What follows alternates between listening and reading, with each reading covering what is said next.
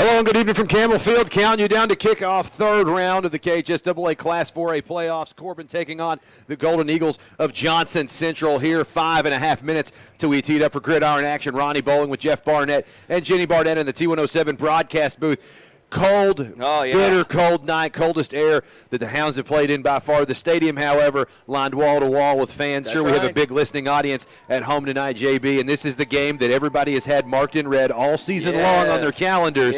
This is the team that has eliminated Corbin 2 years in a row. That's right. You got to think the players, the coaching staff, even the fans have had this one marked. This is the big one, the best team Corbin's seen all year, right here at Campbell Field. That's right, exactly. This is the big one, and again, just want to say as always, hello, hi again. Atop the T107 Red Hound radio booth, and Ronnie just said it again, Campbell Field, the dog pound, packed out right here tonight. The game, like Ronnie just said again, the game the Hounds have been waiting for all season long. Golden Eagles coming into town trying to put the Hounds out of the playoffs again. So, to me, Ronnie, I'm going to say it right now. I'm going to say it. Hounds look good. Hounds going to play good. Hounds buckling up the chin straps a little bit extra tight tonight. Hounds are ready for the big revenge game, and tonight should be a great one right here at Campbell Field.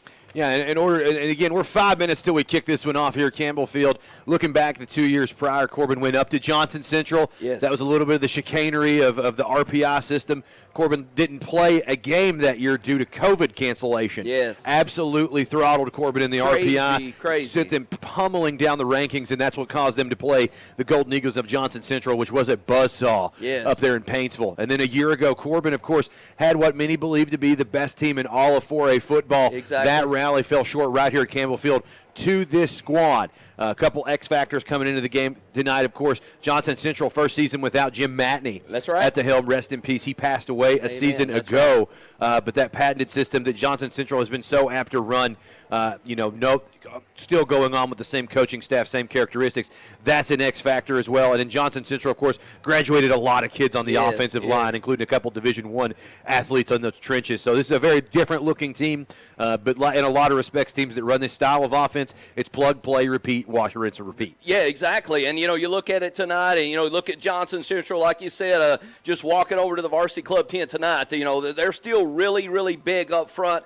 Offensive side of football, defensive side of football, and again, they play that, that style. They line up in that big power running set, and they say, you know what, stop us if you can. So again, the Hounds going to have to find a way to slow down the Johnson Central Golden Eagles tonight. And you talk about Coach Matney being gone. Of course, that's a huge loss. But again, just kind of, the Golden Eagles rebuild. They don't reload, and so should be just a great, great football game getting ready to kick off right here at Campbell Field. Captains are at midfield right now for the coin tosses. Teams are trickling out onto the field to play. We're 2.5 minutes until we kick it off here. I'm getting a little brief rundown running into tonight's game. Corbin 12-0 on the season. Johnson Central 10-2. Johnson Central, one of those two losses was to a scrappy North Laurel team, dropped to them by a point in London. The other loss came to an Ironton team, and folks, Ironton is nothing to sneeze at. They're the number one team in Class A in Ohio. That's right. And I'll tell you, I don't know if people know this or not, they play a lot different breed of football in Ohio than Kentucky. Yes. There's 105 high schools per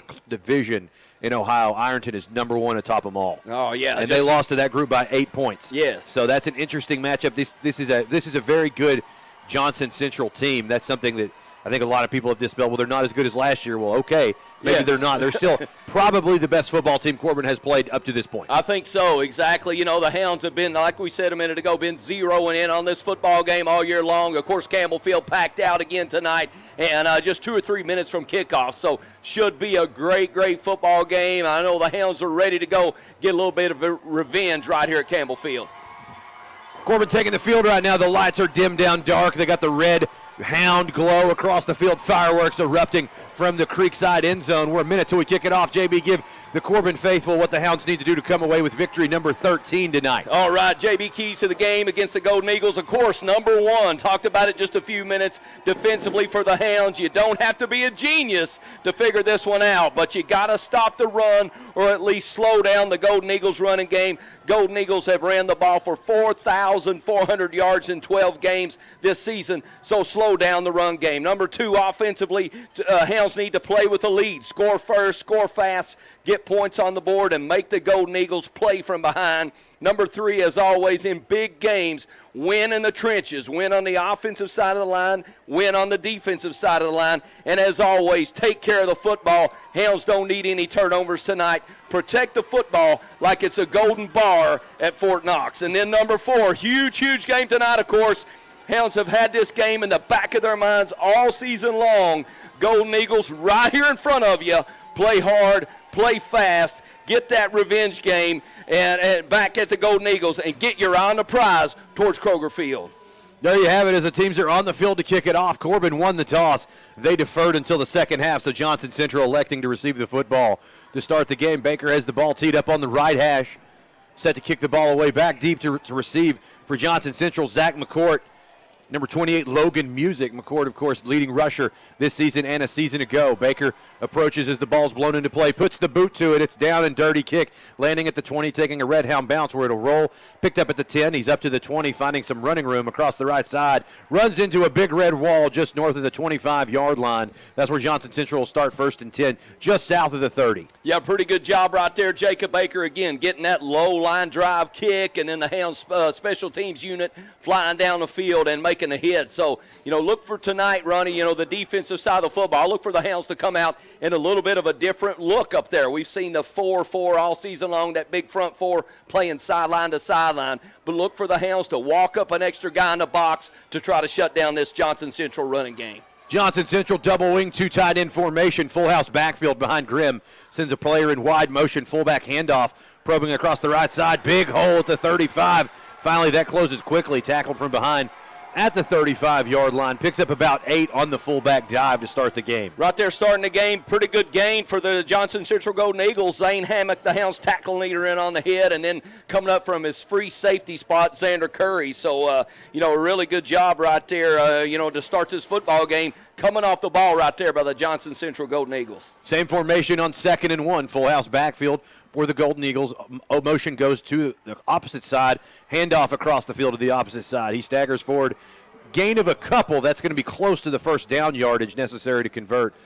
Going to see here if that was enough, and it was, just by the nose of a football. First down, Johnson Central on 2 plays. Yeah, just moving the chains again right there. Number 48, Chase Price, kind of the fullback, if you will, just carrying that football 2 or 3 yards.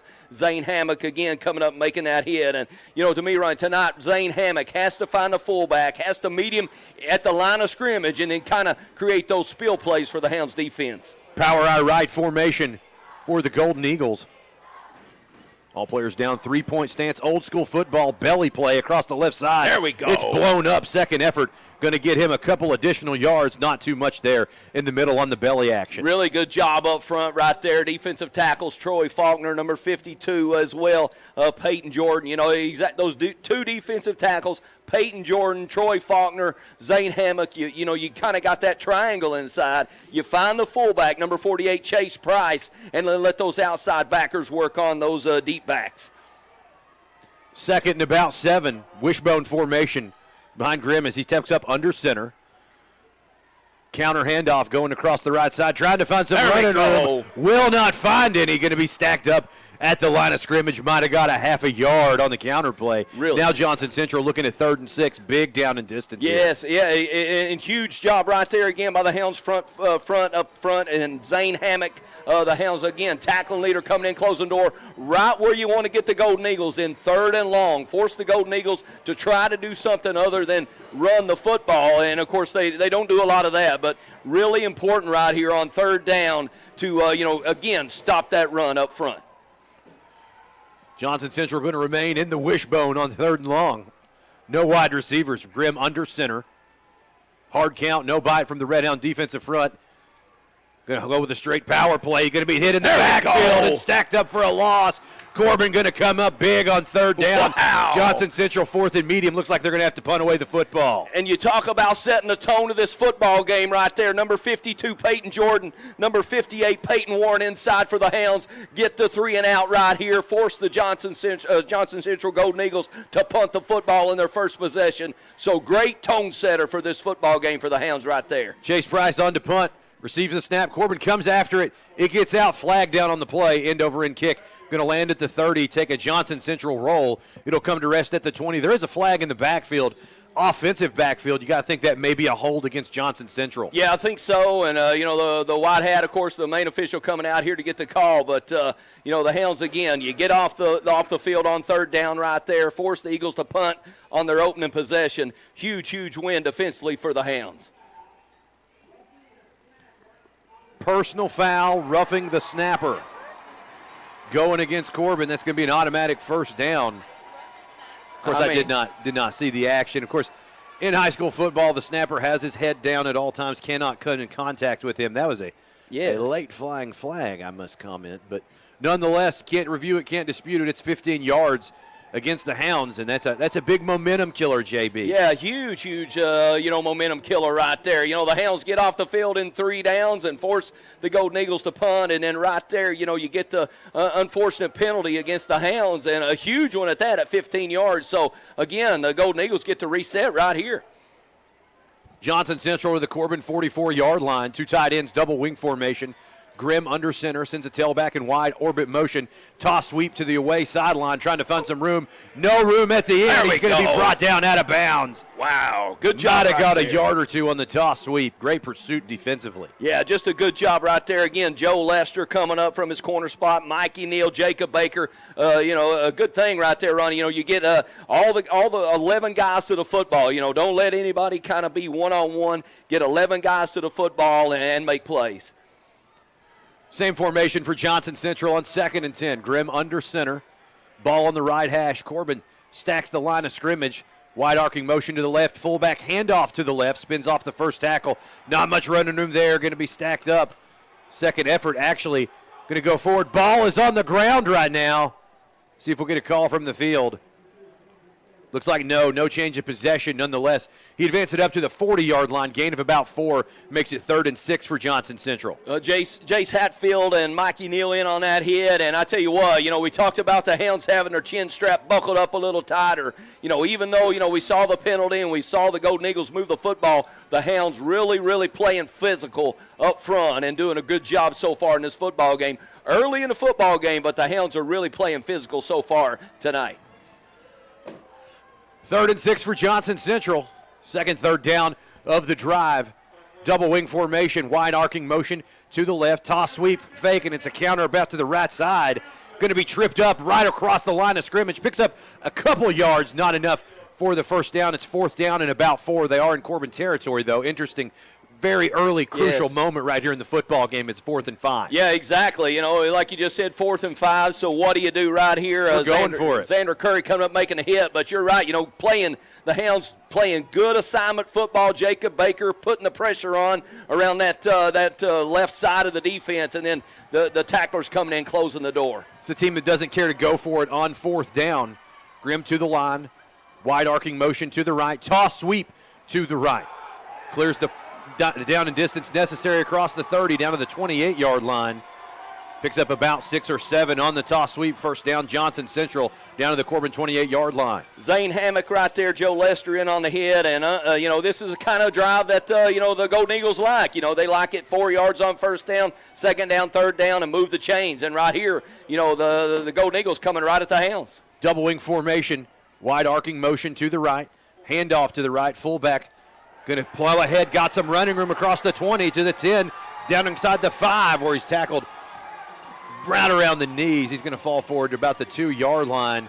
Johnson Central gashing him on the fullback dive play right now. Yeah, just Chase Price, running off that right side. Xander Curry, the free safety back there, making the touchdown-saving tackle. But, again, you speak to that tough penalty that's got the Hounds, kind of backs against the wall right here. I formation on the goal line.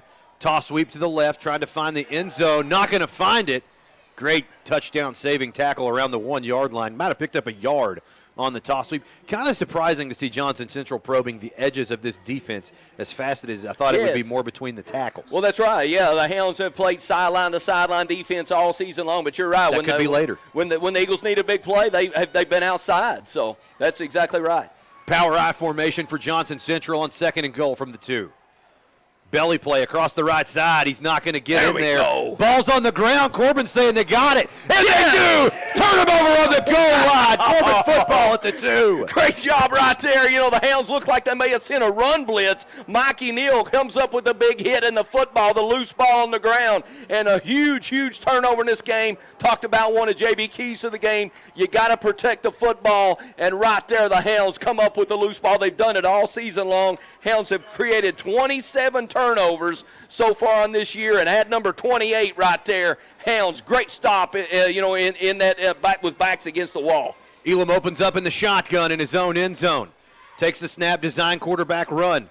Turns his shoulders at the 5, got some running room at the 10, Wow. to the 15, stretches out to the 19-yard line. 16-yard gain from Cade Elam to open the game. Corbin got a little breathing room now. Great job right there. Great call, using Cade Elam to run the football. They're going fast. Cade Elam can run the football in a hurry. He knows how to get north and south. Done a great job. And then right here, the Hounds coming out in a hurry to keep the Johnson Central Golden Eagles off balance. 1st and 10, Elam in the shotgun, twin wideouts each way. Snap in. Handoff to Combs up the middle, big running room There up to we the go. 25, stretches out to the 26-yard line. Nice gain inside of about 6 or 7 on the inside zone. Brings up second and about 3. Right there, Cam Combs hitting it up in there. The Hounds rushing leader joined it like we talked about last week, the 1,000-yard club. Moving into through the playoffs and just getting that box count in there. Give it to Cam Combs. Let him do what he does. Bunch formation to the right. Elam no huddle. Fires the screen, hauled in by Stewart. Shakes a tackle behind the line of scrimmage. He's going to fight forward.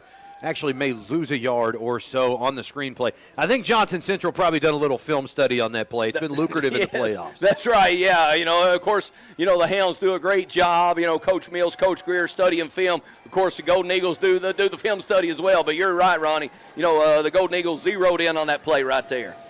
4 wide receivers on the field on 3rd and 4. Elam in the gun. Combs offset to his left, hard count.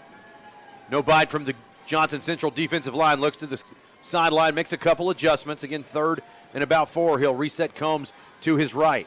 Flags coming flying on the play. Don't know if that was delay of game or movement. I think that's going against Corbin either way. Yeah, exactly. Official grabbing the ball and going backwards. So a tough break right there for the Hounds. And again, we saw the penalty earlier on defense with the hitting the snap, on the punt, and then right there again cost the Hounds 5. So tough break right there on the penalty. See if the Hounds right here on a huge 3rd down can overcome the penalty. Elam resets his troops. Same formation, though, twin wide receivers each side. One running back in the backfield as Elam operates out of the shotgun on 3rd and long. Loads up, fires.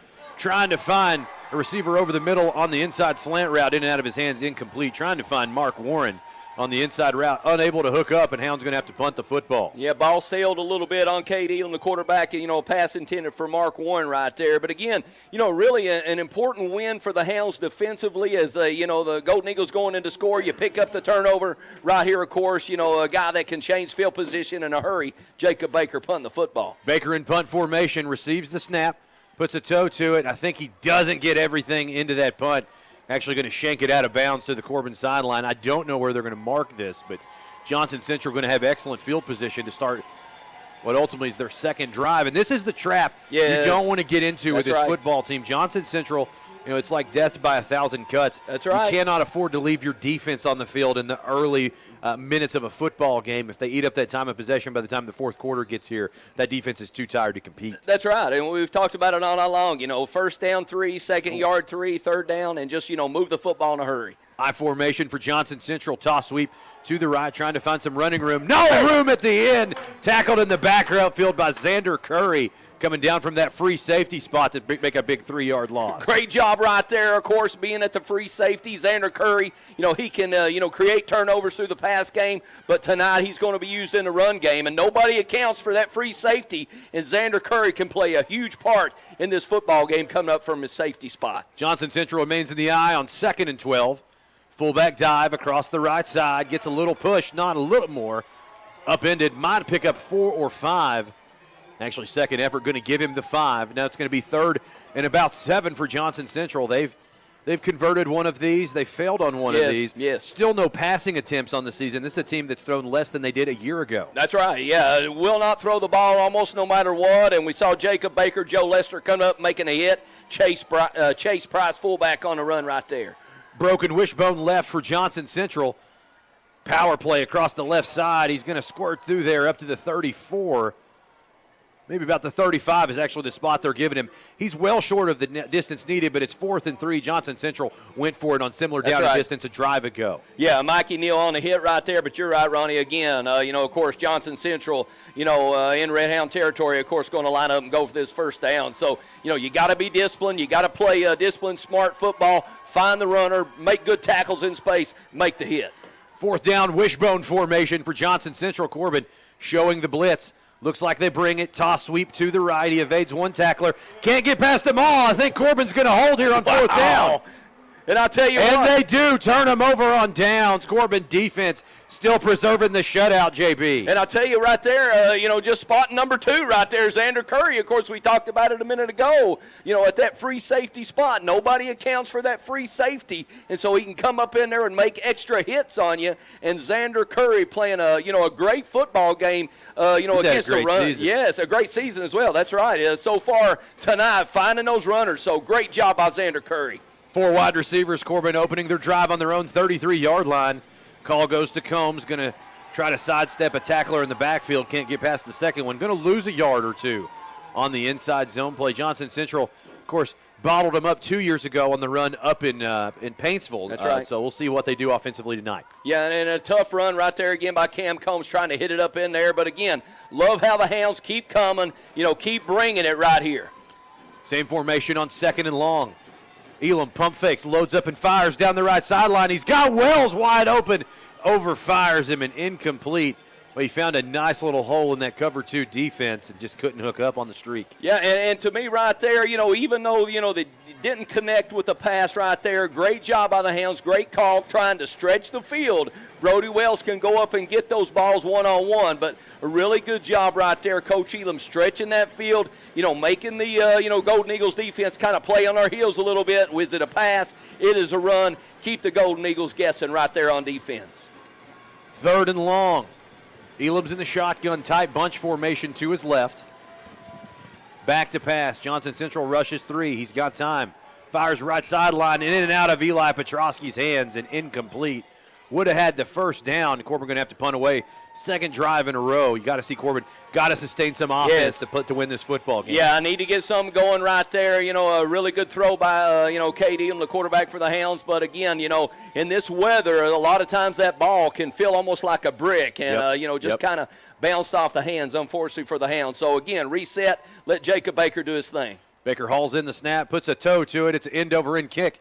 Going to land at the 35, take a Red Hound bounce, now take a good Red Hound bounce. It's going to come to rest at the Johnson Central 19-yard line. Good kick from Jacob Baker there. Now Johnson Central going to start on their end of the football field. Yes, exactly, and that just speaks to the weapon that Jacob Baker, again, can be for the Red Hounds. Has done that all season long, can definitely flip the field for you, and we saw that right there with a big punt by Jacob Baker, doing a great job setting the Hounds defense up right here for success.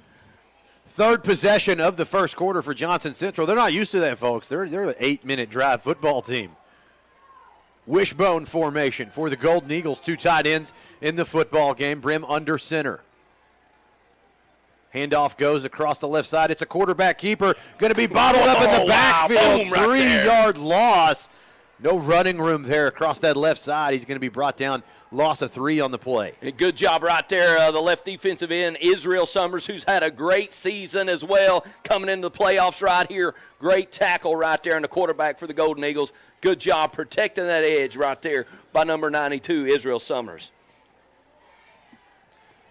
Well, they're going to be generous with that spot. Actually, only going to give him a yard loss. Looks like he was wrapped up all the way back to the 16-yard line and retreating.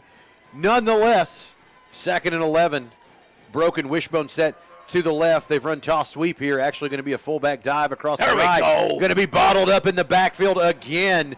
Big surge across that left side. Mr. Summers come to play tonight. Yes, coming in there for the big hit. Israel Summers, like you just said, and then Jacob Baker again comes in there to finish off the play. And, to me, Ronnie, really feels like the Hounds doing a really, really good job defensively up front. You just shut down that run. And like we said in the pregame, you want to slow that run game down, force the Golden Eagles to do things that they're not used to, and then, that offense for the Hounds kind of gets going in a good way. So great job by the Hounds defense so far in this football game. Johnson Central content to let Thistleton go into the second quarter. 1 in the books and 3 to go. We got Goose Eggs on the scoreboard, 0-0. Your count. We'll be back in 30 seconds. You're listening to Red Hound Football on T107. Appalachian Wireless has a plan to make your life simpler. It's called Forward Pay. No contract, no credit check, no problem. Plans start at $19.99 a month and includes unlimited talk and text. Add 3 gigabytes of data, $29.99 per month. 6 gigabytes, $39.99 per month. Or take it to the max with unlimited data plus. Just $89.99 per month with 50 gigabytes of high-speed data. All the features of postpaid service without the long-term commitment. It's Forward Pay because we are you. We are Appalachian Wireless. Unlimited data plus, slows to 1 megabyte per second. Past 50 gigabytes of use. Radio booth right now. 0-0 your score here at Campbell Field.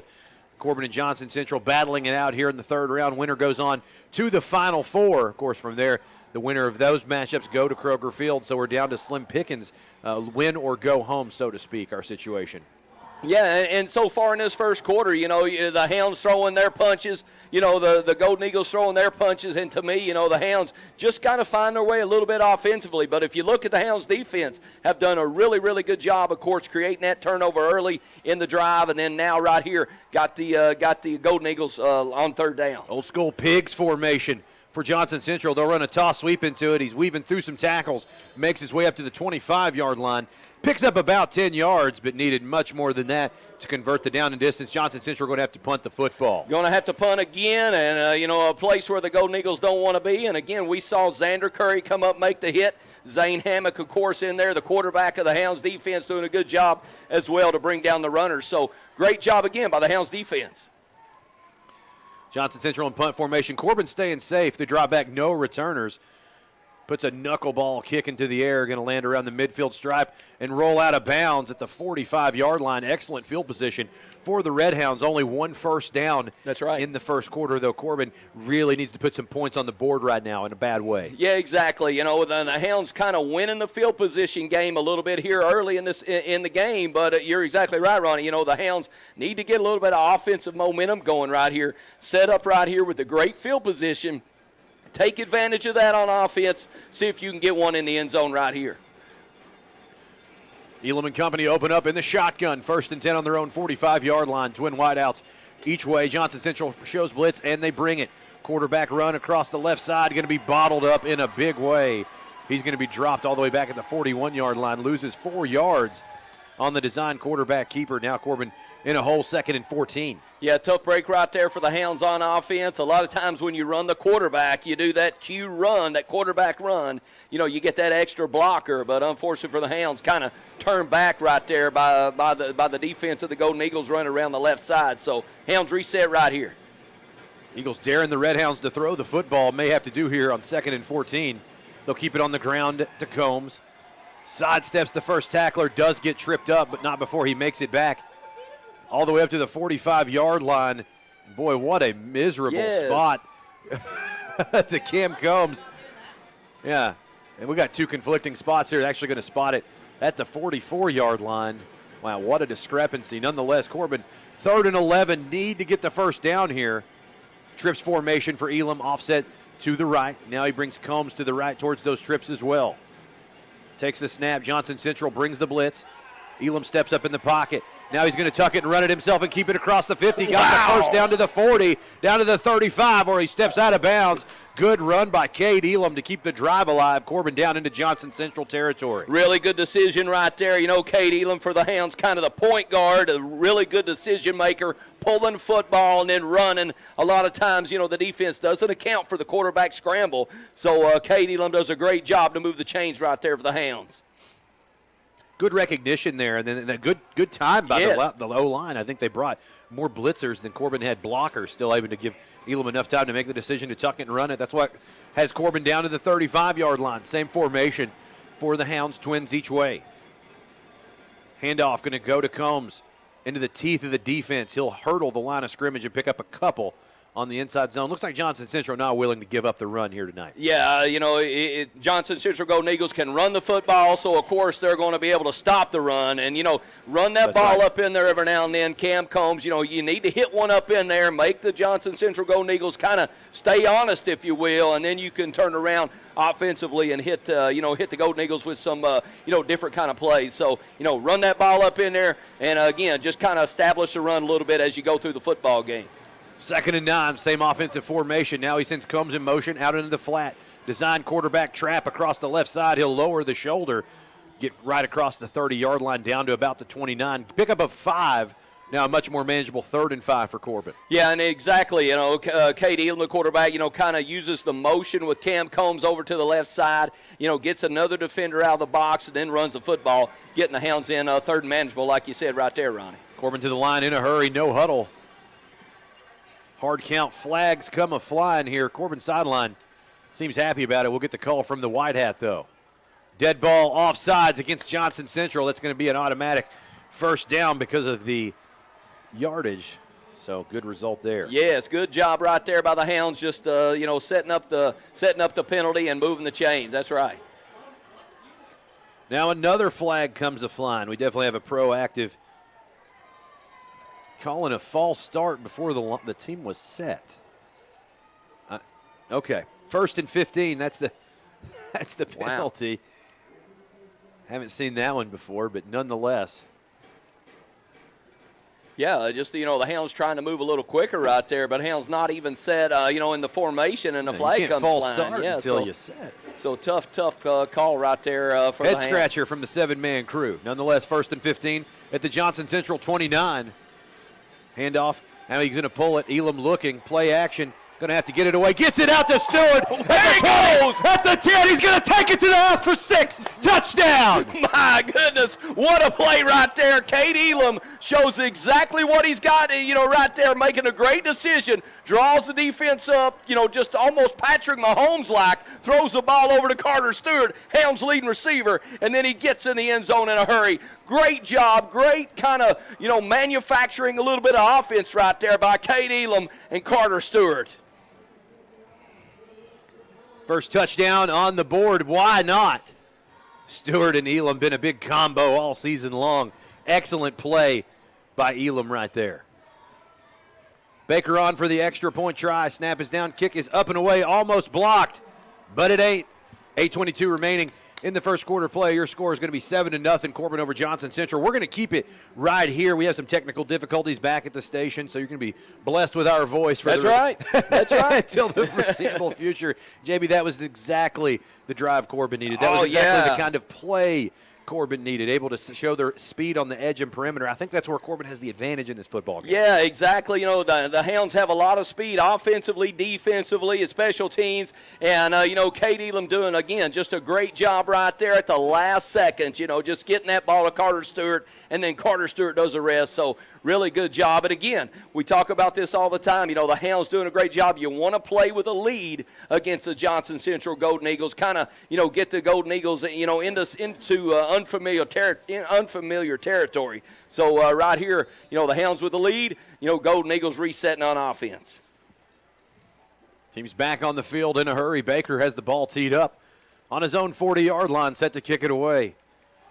He'll approach and put the toe to it high, end-over-end kick. Going to be fielded inbounds at the Johnson Central 2, up to the 10, the 15, and the 20. Going to be hit a big wall of Red Hound defenders right around the 25-yard line. Good coverage there from the Red Hound defensive unit. Good job right there. Look like number 17, Evan Baker on the hit. Number 30, Nashawn Brooks, and Blake Lawson also on the hit. So, again, really good job, really good kick by Jacob Baker, and a good job by the Hounds special teams unit, covering that kick and setting the Hounds defense up right here. Johnson Central opened the drive 1st and 10 on their own 24-yard line. Power I formation behind Grimm. Overset to the right. 4 offensive linemen to the right of the center. That's where the football's going. Inside fullback dive. Not a lot of running room there. He might have fought forward for a yard or 2 on the carry. Yeah, again, another tough run up in there. Looked like number 56, Troy Faulkner, in on that first hit. But again, you want to find that fullback. You want to let, the fullback's going to tell you, where that football's going to go. So good job by the Hounds defensive front. Overload formation again on second down. Now go with the belly play. Big running room. Second man through at the 40. It's a foot race at the 50. Now he puts his foot in the dirt, trying to make a man miss at the 30. Finally going to be tackled from behind, all the way down inside Corbin territory, down to the Corbin 28-yard line. Big gain there, and that's the belly action they love to get the big plays going. Yeah, a huge play right there by the Golden Eagles. Joe Lester and looked like Jacob Baker finally getting the runner down. But, again, with that big power running game, the Hounds, of course, got to bring up some more people in the box, some more defenders in the box. And then, if something breaks, you don't have that, that safety or that extra guy to make that tackle. So, again, we see the big break right there against the Hounds defense. Wishbone formation at the 26-yard line. Belly action across the right side. Now he bounces outside. Makes a couple tacklers miss before he's knocked down, I think, just inside the 20-yard line. Gains about 6 or 7 on the right side handoff. Yeah, again, Joe Lester coming up from his corner spot, making that hit. And, again, the Hounds defense got to find those runners. Golden Eagles going to run the football at you. You got to play just good, sound, smart defense, good physical defense, and find those runners inside. Second about 3, after the gain of 7.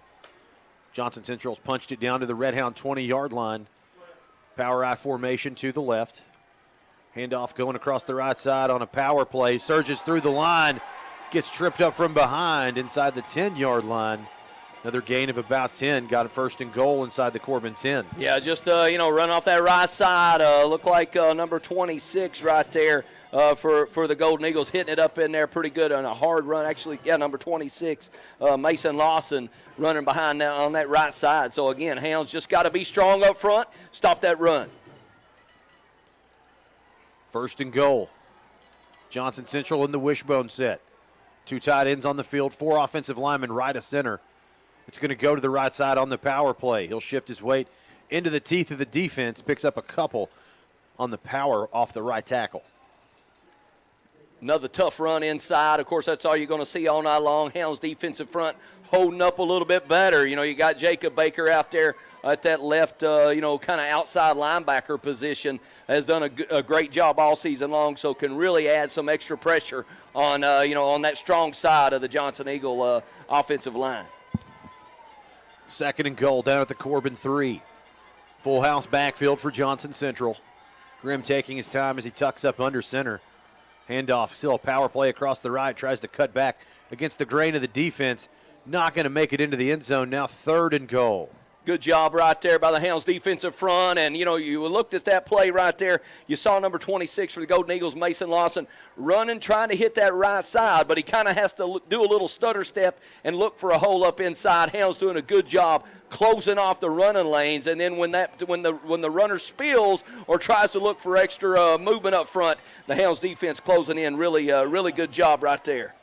Third and goal from the 3. Power I right formation for Johnson Central. Toss sweep going to the left. Makes a defender miss. Cannot get through the line. Xander Curry comes up big. Tackles him for a loss at the 4-yard line. Now fourth and goal for Johnson Central. Great job again. Xander Curry coming up in there. The free safety for the Hounds. We talked about it all night long. You don't account for the free safety. And right now, Xander Curry doing a good job at his free safety spot, becoming that extra defender in the box that nobody accounts for. Great job by the Hounds defense to force this, fourth down conversion.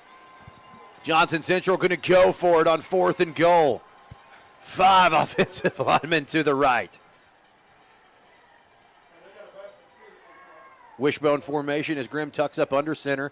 Option play, going to hand off in the middle. He's stretching for the goal line. I don't think he got in there. Red Out defense holds. The shutout streak continues. No, he shut down right there. Big job by the Hounds defensive front. And the linebacker sitting in there trying to get, look like Troy Faulkner up in there. Jacob Baker, Zane Hammock leading the way. Great job again to deny the Golden Eagles from getting in that end zone. And again, like you just said, Ronnie, that big scoring streak still alive right here in this second quarter. Face mask going to go against the Red Hounds in the play. Not going to be automatic, though. Going to remain fourth down, half the distance to the goal. So Corbin defense going to stay on the field. Again, another Johnson Central drive extended by a late called penalty. Got to keep out for that one. Under center, 3rd and goal. Power play across the left side. I don't think he got in there, and he did on the second effort. Touchdown, Johnson Central. Man, Wow. I tell you, tough break. The Hounds turn back the Golden Eagles right there. Get the unfortunate penalty, and then, allow the Golden Eagles to get in the end zone right there. So, again, another tough break, another tough penalty. But, reset right here, get things going offensively, go on the attack, and see if the Hounds can rebound and respond right here from that touchdown. Johnson Central first team to find the end zone against this Red Hound defense in 25 quarters of play. Pretty impressive. They're going to find it with 4 minutes left in the first half.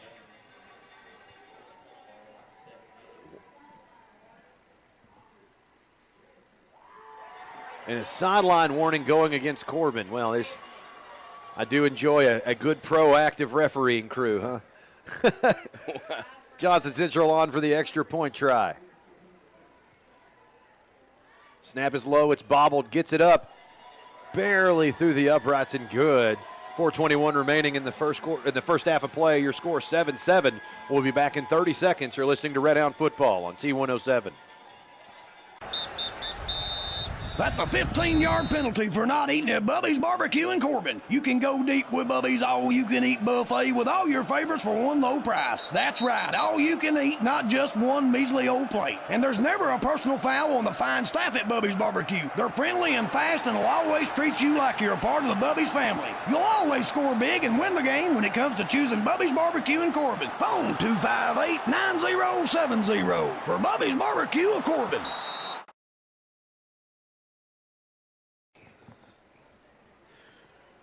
4:21 remaining in your first half of play. Corbin 7, Johnson Central 7. Your score here at Campbell Field. Ronnie Bowling with Jeff Barnett and Jenny Barnett in the T107 broadcast booth, and it's a dogfight here at Campbell Field. Corbin turned him away down here at the goal line, JB, and an incidental face mask call extended the drive. Again, Johnson Central 5 plays inside the 5, finally punched it in. Yeah, just another tough break for the Hounds. And, again, just resetting right here, reloading, with the offense. You want to respond. The Golden Eagles break that 25-quarter, defensive streak. But right here offensively, line up, respond, play good, smart football on offense. Sawyer Crum onside kick attempt.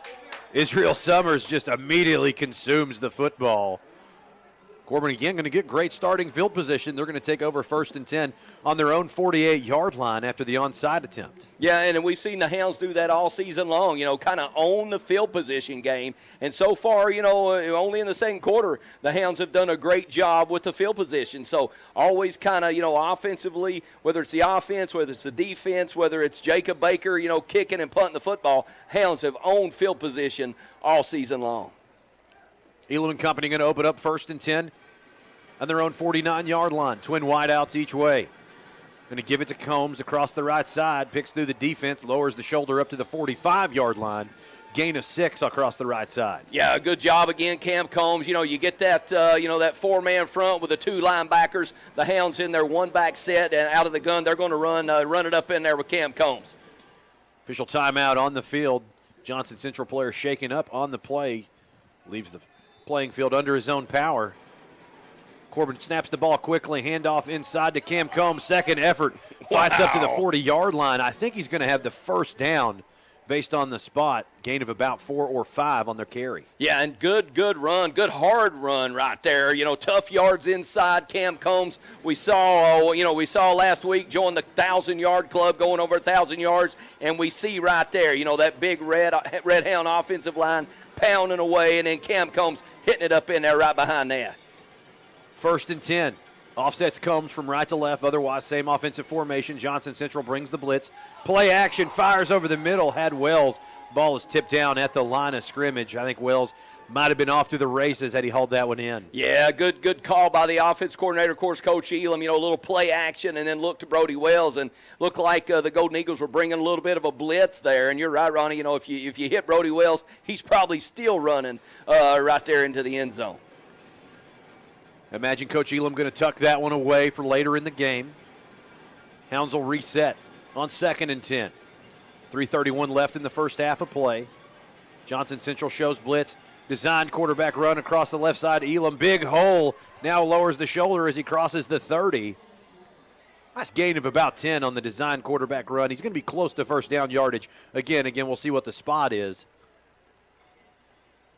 These playoff games, they tend to be a little more particular on the measurements and spots. They're going to indicate first down. Elam got to be the leading rusher tonight so far. Yeah, just a really good job by Cade Elam. Again, we talk about it anytime you run the quarterback with those kind of cue runs, you get the extra blocker, and the Hounds take advantage running off that left side with the big offensive line moving the chains right there. 1st and 10 at the Eagle 30-yard line. Same set, twin wideouts each way. Elam high snap, he handles it, hands off to Combs. Big hole across the right side. Flag comes a-flying from behind the play. He walks it in the end zone for a touchdown. I do believe this one's coming back, though, folks. This will be the 6th penalty called against Corbin, 1 against Johnson Central, which was just an offsides. My goodness. No live ball penalties called against the Eagles tonight so far. My goodness. Holding going against Corbin. That flag come a-flying. We're at the 30. Cam Combs broke free at the 20. That is when the flag came out. Yeah. Wow. What can you say right there? Wow. You know, called that one 5 yards down the field, too, based on the spot. Mercy. Cam Combs hitting towards the end zone, and the flag comes flying. Just a tough break right there for the Hounds. And you got to find a way to overcome those kind of penalties, those kind of calls, whatever you want to call it. You got to find a way to line up and, make plays right here. Result of the penalty, 1st and 15. Hounds march back to the 35-yard line of Johnson Central. Elam back to throw, plenty of time. Tries to fire over the middle, almost intercepted. Another flag comes from the back judge here. See what that call is. Yeah, it looked like you just said, the back judge. So, hopefully for the Hounds, going to be on the Golden Eagles right here. Officials kind of huddling. Yeah, going to be on the Eagles. So, First live ball penalty against Johnson Central. Mark Warren looked like he was in a jiu-jitsu match out there at the 20-yard line. It's a good time to throw that flag. Man, I tell Result you. of the penalty going to be 1st and 10 at the 20-yard line. Well, it's really frustrating to watch a proactive crew. I mean, I like the reactive officiating. Yes. To let the kids play. Xander Curry checks in at running back, offset to Elam's right. Johnson Central shows blitz, and they bring it. Handoff goes in the middle, no gain there. Johnson Central, they've done a good job dialing up timely blitzes against the Corbin run. Of course, that's what sprung Cam Combs on the called back touchdown as well. Yeah, exactly, and that's what the Golden Eagles are doing, just kind of picking their spot to, bring that run blitz, and we saw one right there to, hit Xander Curry. Cam Combs back on the field right here, to kind of reset right here for the Hounds offense. 2nd and 10 from the 20. Another blitz. Elam going to keep it himself across the right side. No gain there. Actually going to lose a yard. So 3rd and long for Corbin. 1.5 left in the first half of play. Corbin well within Jacob Baker's range. Exactly. And this may be a kind of game where you call upon him, but you touched upon it early in the broadcast. That football feels like a brick. It does, yeah, and it does shorten that window of the field goal range. Yep. And so, we'll see, hopefully the Hounds able to come up with a big 3rd down play right here. 3rd and long. Elam back to pass. Plenty of time. Loads up and fires. Trying to find Wells back of the end zone. Oh, did it come for the touchdown? Over the shoulder throw.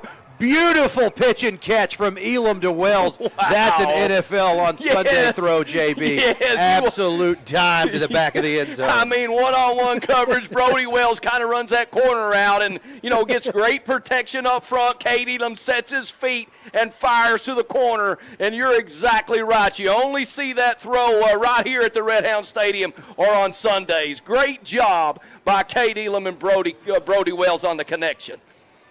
Baker on for the extra point try. Snap is down, kick is off barely through the blockers, but it's good. 1:05 remaining in the first half of play. Corbin up 14-7. We'll be back in 30 seconds. You're listening to Red Hound Football on T107. Hometown Bank is proud of their name because Hometown Bank is proud of the hometowns they're in. In fact, their name is their mission, which is to take care of the communities in which they work and live. Hometown Bank is always here to help, so if you're buying a house, remodeling your kitchen, or need a home equity loan to combine other debt, Come see Hometown Bank and find out how easy working with a hometown bank can be.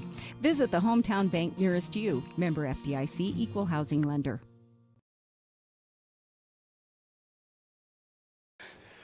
.105 remaining in the first half of play. Corbin finally on top, 14-7. Cam comes to Brody Wells from 30 yards out. Has Corbin with the lead. Baker on to kick it away. Puts the toe to it. Low line drive kick. Going to hit it to 5 and roll into the end zone for the touchback. That's where Corbin's going to take over first and 10. Or Johnson Central, on their own 20-yard line. Ronnie Bowling with Jeff Barnett and Jenny Barnett in the T107 broadcast booth. And, JB, this is right where you want Johnson Central down a score. Yes. They've got a minute to go, 80, and Corbin getting the football back to start the second half. Exactly. Get that extra possession right here with the football at the half, and I guarantee you that the Golden Eagles hadn't seen a play like that all season long, going right there, running that corner route with Cade Elam, throwing the dart to Brody Wells. So great job again. Hounds defense ready to go right here. Looks like a wishbone formation behind Bram on first down. Going to hand off in the belly. No running room there. He's not going to gain any yards in the middle of that Red Hound defense. Wow, it looked like Jace Hatfield up in there and two or three other Hounds, Israel Summers, Jacob Baker, just saying no to the Golden Eagles of Johnson Central. Again, Hounds defensive line has brought their A game tonight, doing a great job up front right there. I've done a little configuration of the defensive front. It looks like Hatfield playing in the interior this game. Usually he's an edge rusher. That's right. That's right. A really productive pass rusher. They put him on the same side as Summers. That's a tough combination to block. Clock inside 30 seconds. Wishbone set. Toss sweep to the left for Johnson Central. He clears up to about the 28-yard line. Not a first down. 15 seconds remaining. Johnson Central going to burn a timeout, I believe. Yeah, it looked like Mikey Neal, Joe Lester up in there on the hit, and it's great to see, when your corner can up make plays, your free safety can make plays, especially against a football team that likes to run. Timeout on the field. We're going to keep it right here with only 14 seconds remaining in the first half of play. Johnson Central has the football, third and 2. Yes. The down and distance. I don't know what the call is here. If you go for the first down, burn another timeout, then maybe start taking shots at the end zone. This isn't a team that throws the football, though. That's right. They may break off long runs through this methodical belly-style offense, but not a team that prides itself on throwing the football, not a team that's going to line up in the shotgun and sling it all over the field. And so it's interesting to see what Johnson Central does here. I think if I'm Coach Peak, maybe look at taking this one into the halftime. Probably. Really bad things could happen here. You get turned over. Corbin's already in field goal range. Now you're down 2 scores. That's right. Probably so. I'd say, the Golden Eagles come out here, try to move the chains like you just said. But on the Hounds side of the defense and the offense, Hounds with that lead, that all-important lead, really forcing the Golden Eagles to play from behind. So you mentioned earlier a few minutes ago, Ronnie, the Hounds sitting really, really good offensively, defensively with the lead and get the football at halftime. So good first half right here for the Hounds so far. See how it goes on third and short, double wings for Johnson Central. Corbin crowding the line of scrimmage, arcing motion to the right. Going to be a counter back to the left. Going to have the first down. Still on his feet, tackled from behind, but Hatfield spikes him to the dirt. And the clock's going to stop with 8 seconds remaining in the first half. Yeah, good job again, Jace Hatfield. At that defensive left tackle spot, making a hit out here at the numbers. So just speaks again to that speed of the defensive front, and Jace Hatfield really being physical, really being aggressive right there. Johnson Central takes its second timeout of the first half. Again, 8 seconds remaining. Your score: Corbin 14, Johnson Central 7. I'm Ronnie Bowling with Jeff Barnett and Jenny Barnett in the T107 broadcast booth. It's a cold night here at Campbell Field, folks. I'm happy to be inside this broadcast booth, if I'm being frank with you. It's a warm 19 degrees outside. Cold outside, and a lot of the Hounds faithful, Red Hound Nation, packed out the stadium in this third round of the playoffs. Hounds looking to try to, again, stay undefeated and go to 13-0, but, facing the Golden Eagles right here. But, yeah, you're right. Good to be inside, a little bit of heat in here, and, as the Hounds get ready to go right here. See what Johnson Central does here. Lots of yards, about 64 to pay dirt. Arcing motion, toss sweep the play. Going to be stacked up inside. Gains about 4. And it looks like Johnson Central are going to be content to let this one go into the halftime break. Your halftime score, Corbin on top of Johnson Central, 14-7. Your count. We'll be back in 5 minutes. You're listening to Red Hound Football on T107. When you've been in business since 1954, you have to be doing something right. At Owens Auto Repair, they believe in honesty, service, and that hard work can still get you somewhere. Owens offers a complete line of truck and auto parts, as well as their custom-made hydraulic hoses, weather guard toolboxes, utility beds, and Sherwin-Williams auto paint. They also offer auto repair for cars, trucks, and RVs, and of course have top name brand tires. And they do towing and recovery. Owens Auto Repair, located just down from Corbin High School on Cumberland Falls Highway. Have you been in a car accident? Whiplash is a common injury and very painful, leading to years of health problems. Discover a chiropractor that uses digital x-rays and will not twist your neck. Call and make your appointment with me, Dr. Deidre Pennington, and experience the difference at Pennington Wellness Chiropractic and Massage. Phone 606-261-2053. If you're having problems, trust our Grammy. We do! Dear past, present, and future football watchers, you know why we're here. The football season is back! Woo! And since that's too amazing to miss a single second's worth, Pepsi is officially giving you permission to always put football first. Like, maybe those in-laws are back in town. Well, better hope they're football fans because your Sunday is completely booked. Long story short, crack open a Pepsi and don't let anything get between you and your football watching. With love, Pepsi, made for football watching. That's what I like. I hate box springs. Well, here at Sammy's Furniture, we hate them so much, when you buy any mattress $7.99 and up, we're going to give you one for free. So if you're thinking, yeah, Sammy's right, if box springs were a person, I would punch them in the face. Well, guess what? You can take the price of that box spring and deduct it from any adjustable base we've got in the store, and we've got over 16 of them. Come see us today at Sammy's Furniture and Mattress, folks. We're open 7 days a week from 10 to 6, Sundays from 12 to 5. We got 12 months, same as cash financing if you need it. When you pick it up, you get an extra discount on top of the free box spring that we can't wait to get out of here. Come see us today at Sammy's Furniture. Our world has dramatically changed over the past couple of years. We've all had to adjust to these changing times. But one thing that has not changed is the fact that the Hart family and Tri-County Cycle Sales is still serving Southeastern Kentucky with the same quality products and service after the sale since 1968. Honda, Yamaha, Kawasaki, and Polaris are the biggest names in off-road adventure and can still be found at Tri-County Cycle Sales. For your next ATV or side-by-side, stop by the place where time has stood still. Tri-County Cycle Sales, located between Corbin and London on US 25 across from Kentucky Outdoorsman. Dreaming about enjoying time on the lake but need a boat? Or planning a road trip but not sure which RV is right for you and your family? Wildcat RV and Marine can help. With our selection of Keystone and Crossroads RVs and Mercury Low boats, we can get you in the great outdoors. We're a family-owned RV and Marine dealer with professionally trained sales and service departments. Our staff is committed to helping you find the perfect RV or boat and keep it on the road or in the water. Wildcat RV and Marine, just off I-75 in Corbin, or online at wildcatrvandmarine.com. Appalachian Wireless has a plan to make your life simpler. It's called Forward Pay. No contract, no credit check, no problem. Plans start at $19.99 a month and includes unlimited talk and text. Add 3 gigabytes of data, $29.99 per month. 6 gigabytes, $39.99 per month. Or take it to the max with unlimited data plus. Just $89.99 per month with 50 gigabytes of high-speed data. All the features of postpaid service without the long-term commitment. It's Forward Pay because we are you. We are Appalachian Wireless. Unlimited data plus, slows to 1 megabyte per second. Past 50 gigabytes of use. That's a 15-yard penalty for not eating at Bubby's Barbecue in Corbin. You can go deep with Bubby's all-you-can-eat buffet with all your favorites for one low price. That's right, all-you-can-eat, not just one measly old plate. And there's never a personal foul on the fine staff at Bubby's Barbecue. They're friendly and fast and will always treat you like you're a part of the Bubby's family. You'll always score big and win the game when it comes to choosing Bubby's Barbecue in Corbin. Phone 258-9070 for Bubby's Barbecue of Corbin. Hometown Bank is proud of their name because Hometown Bank is proud of the hometowns they're in. In fact, their name is their mission, which is to take care of the communities in which they work and live. Hometown Bank is always here to help, so if you're buying a house, remodeling your kitchen, or need a home equity loan to combine other debt, come see Hometown Bank and find out how easy working with a Hometown Bank can be. Visit the Hometown Bank nearest you. Member FDIC, Equal Housing Lender.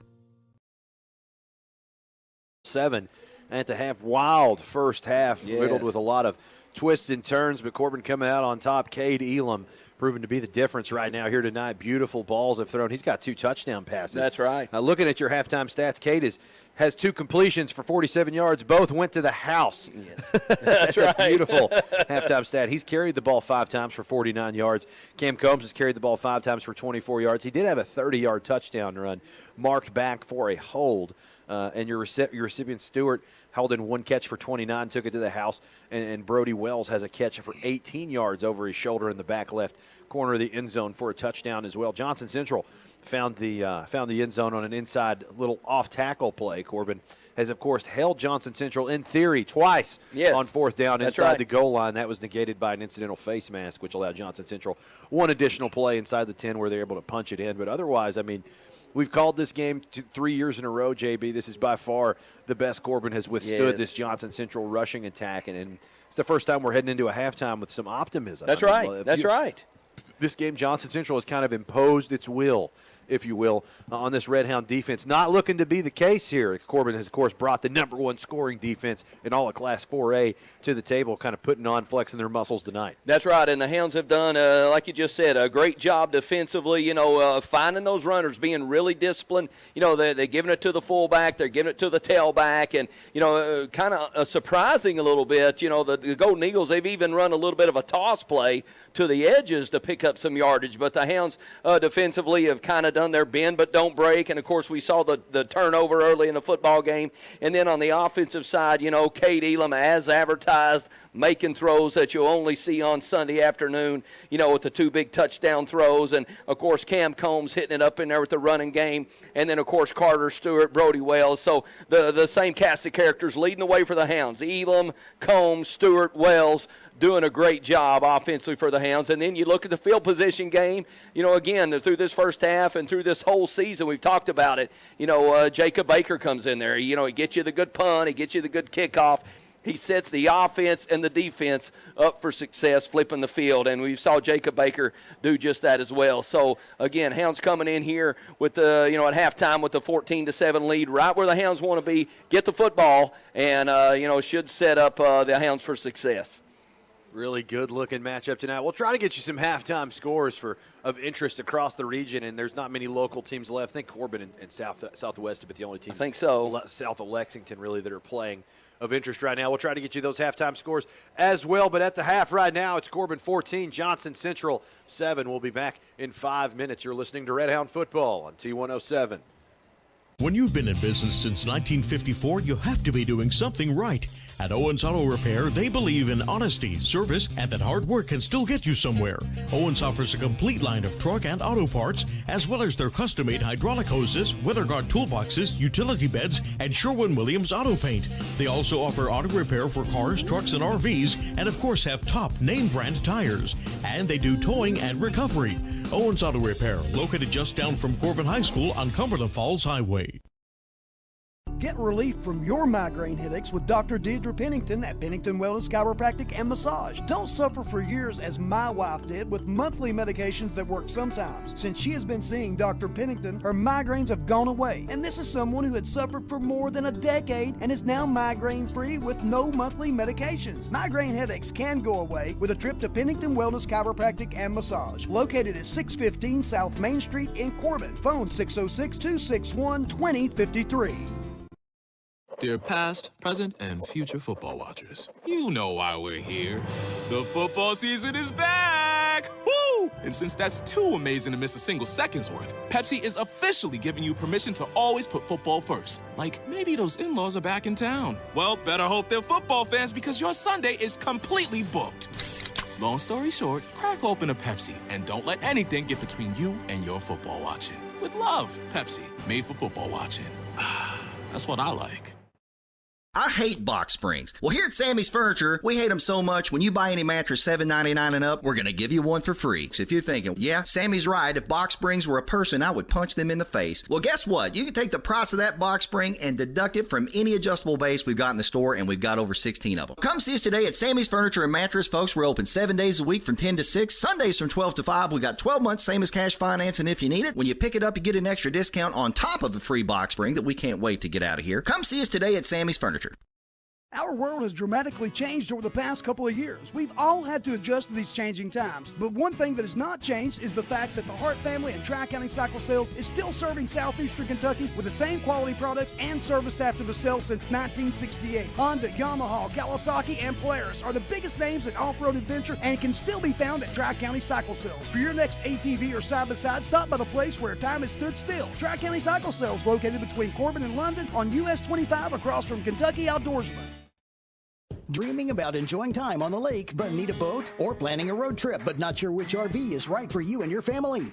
Wildcat RV and Marine can help. With our selection of Keystone and Crossroads RVs and Mercury Low boats, we can get you in the great outdoors. We're a family-owned RV and Marine dealer with professionally trained sales and service departments. Our staff is committed to helping you find the perfect RV or boat and keep it on the road or in the water. Wildcat RV and Marine, just off I-75 in Corbin, or online at wildcatrvandmarine.com. Appalachian Wireless has a plan to make your life simpler. It's called Forward Pay. No contract, no credit check, no problem. Plans start at $19.99 a month and includes unlimited talk and text. Add 3 gigabytes of data, $29.99 per month. 6 gigabytes, $39.99 per month. Or take it to the max with unlimited data plus. Just $89.99 per month with 50 gigabytes of high-speed data. All the features of postpaid service without the long-term commitment. It's Forward Pay because we are you. We are Appalachian Wireless. Unlimited data plus, slows to 1 megabyte per second. Past 50 gigabytes of use. That's a 15-yard penalty for not eating at Bubby's Barbecue in Corbin. You can go deep with Bubby's all-you-can-eat buffet with all your favorites for one low price. That's right, all you can eat, not just one measly old plate. And there's never a personal foul on the fine staff at Bubby's Barbecue. They're friendly and fast and will always treat you like you're a part of the Bubby's family. You'll always score big and win the game when it comes to choosing Bubby's Barbecue in Corbin. Phone 258-9070 for Bubby's Barbecue of Corbin. Hometown Bank is proud of their name because Hometown Bank is proud of the hometowns they're in. In fact, their name is their mission, which is to take care of the communities in which they work and live. Hometown Bank is always here to help, so if you're buying a house, remodeling your kitchen, or need a home equity loan to combine other debt, come see Hometown Bank and find out how easy working with a Hometown Bank can be. Visit the Hometown Bank nearest you. Member FDIC, Equal Housing Lender. When you've been in business since 1954, you have to be doing something right. At Owens Auto Repair, they believe in honesty, service, and that hard work can still get you somewhere. Owens offers a complete line of truck and auto parts, as well as their custom-made hydraulic hoses, weather guard toolboxes, utility beds, and Sherwin-Williams auto paint. They also offer auto repair for cars, trucks, and RVs, and of course have top name-brand tires. And they do towing and recovery. Owens Auto Repair, located just down from Corbin High School on Cumberland Falls Highway. 2 remaining here at the halftime break, and I think they'll probably add 3 more minutes on. So about 5 minutes till we kick it back off here at halftime. Your score, Corbin 14, Johnson Central 7.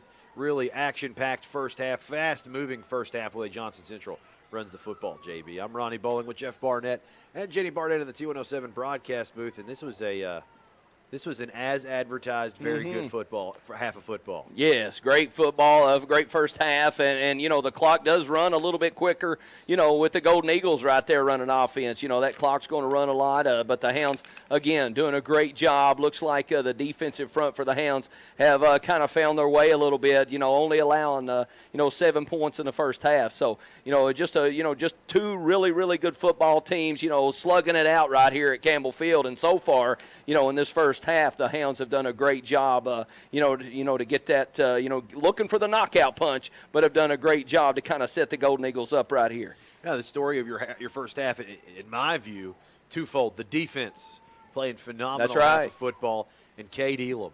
Elam, he gets the credit on the stats. He's got some outstanding protection from the offensive line. That last touchdown throw, Johnson Central brought a delayed blitz off the edge. Franklin West picked it up. It allowed Elam to climb the pocket and make a dime throw to the back of that end zone. And then that's right. The throw that he made on the RPO action, absolutely outstanding. Yeah, and that's what creates those one-on-ones. Like you just said, the Hounds' offensive line doing a great job picking up the blitz. So, when the Golden Eagles bring that blitz, it creates the one-on-ones downfield. And Brody Wells, of course, catching that touchdown pass from Cade Elam, kind of that one-on-one catch. And, Cade Elam can, throw the football as good as anybody in the state of Kentucky and just deliver delivers the dart right there to Brody Wells. So, again, just a good job by the Hounds offense, taking advantage of what the Golden Eagles are going to try to give them. Of course, the Golden Eagles trying to shut down the run, against Cam Combs, Xander Curry trying to run the football. And so the Hounds come out, they throw it around a little bit, and have a lot of success. So, great job, great adjustments, by the Hounds in the first half. And to me, Ronnie, in the second half, we've seen all season long Coach Greer, Coach Mills, Coach Elam do a great job with halftime adjustments. So we'll be really, really interesting to see right here as we get ready to start this second half. Hounds with the ball, what do the Hounds do offensively? Maybe a little different to kind of tweak the offense to get some more points on the board. Interesting to see. The thing of note we were talking about off air is Corbin really not clicking offensively. That's right. As they have been in weeks ago. I mean, they're kind of making some adjustments. Johnson Central doing a good job schematically, dialing up blitzes and things of that nature. But Corbin really not firing on all cylinders and still with that halftime lead. That's very important. Yeah, exactly. The Hounds, not perfect on offense by no means, but, the defense doing a great job holding the Golden Eagles, but the offense doing, what's necessary, what's enough. You get Cade Elam running the football, you get Cade Elam throwing the football, and so, it's cold out there. We talked about that, a lot of times in the passing game, those, that football can feel like, a brick in your hand. So, again, the Hounds doing enough offensively to get this lead and get the Hounds set up for success. And then, of course, leading the way so far to me, tip your hat to the defense, shutting down the Golden Eagles to only 7 points in this first half. We're going to cut away for our last halftime break before we get into second half action. Again, your score, Corbin 14, Johnson Central 7. We're going to cut away and be back in 2 minutes. You're listening to Red Hound Football on T107. Have you been having problems with your golf swing because of pain? As a lifelong golfer, I understand how back or neck pain can affect your game. Did you know specific chiropractic treatment can help? Call and make an appointment with me, Dr. Deidre Pennington, and see why so many people are raving about Pennington Wellness Chiropractic and Massage. Phone 606-261-2053. Take a swing at being pain-free with Pennington Wellness. If you're having problems, trust our Grammy. We do! Dear past, present, and future football watchers, you know why we're here.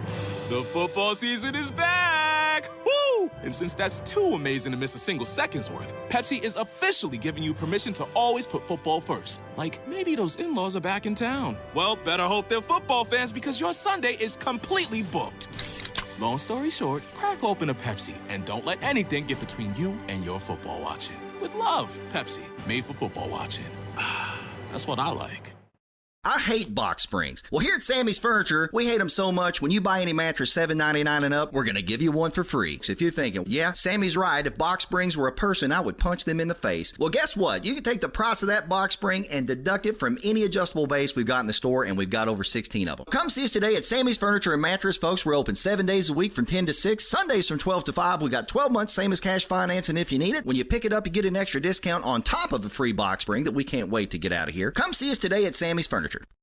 Our world has dramatically changed over the past couple of years. We've all had to adjust to these changing times. But one thing that has not changed is the fact that the Hart family and Tri-County Cycle Sales is still serving southeastern Kentucky with the same quality products and service after the sale since 1968. Honda, Yamaha, Kawasaki, and Polaris are the biggest names in off-road adventure and can still be found at Tri-County Cycle Sales. For your next ATV or side-by-side, stop by the place where time has stood still. Tri-County Cycle Sales, located between Corbin and London on US 25 across from Kentucky Outdoorsman. Into the second half here at Campbell Field. Your halftime score, Corbin 14, Johnson Central 7. Corbin won the toss. They've deferred to the second half. Can't imagine they've done anything but elected to receive the football. That's right. Here to start second half action, Ronnie Bowling with Jeff Barnett and Jenny Barnett in the T107 broadcast booth. Again, 14-7 your score, JB. Hounds got to finish. Yes, got to finish right here. And, of course, we talk about halftime adjustments. And, of course, it looks like the Cade Elam on the field. So probably looking, like you just mentioned, Ronnie, the hands team out on the field looking for the onside kick. And looks like maybe the Golden Eagles going to try to get one right here. Johnson Central has one kickoff on the evening. It was an onside attempt. Kind of a head scratcher the way their defense is playing. I would think so. Make Corbin go the length of the field, but I digress. It does look like they're going to do another onside attempt based on the alignment of the kickoff unit. Sawyer Crum waiting for the ball to be blown into play, and he'll approach. Puts the toe to it. It's down on the ground, going to be recovered by Wells pretty immediately right around his own 38-yard line. I don't know. I know. I'm not going to second-guess coaches. Exactly. Maybe they've had some coverage issues right. or things of that nature. It just seems to me the way Johnson Central's defense has played, which has really defended Corbin better than anybody. That's right. At this point in the season, why you wouldn't make them go the length of the field. Exactly, and you play the field position game, just like what that ties into. And, you set the Hounds up, with offense up right here, coming out in third quarter with really good field position.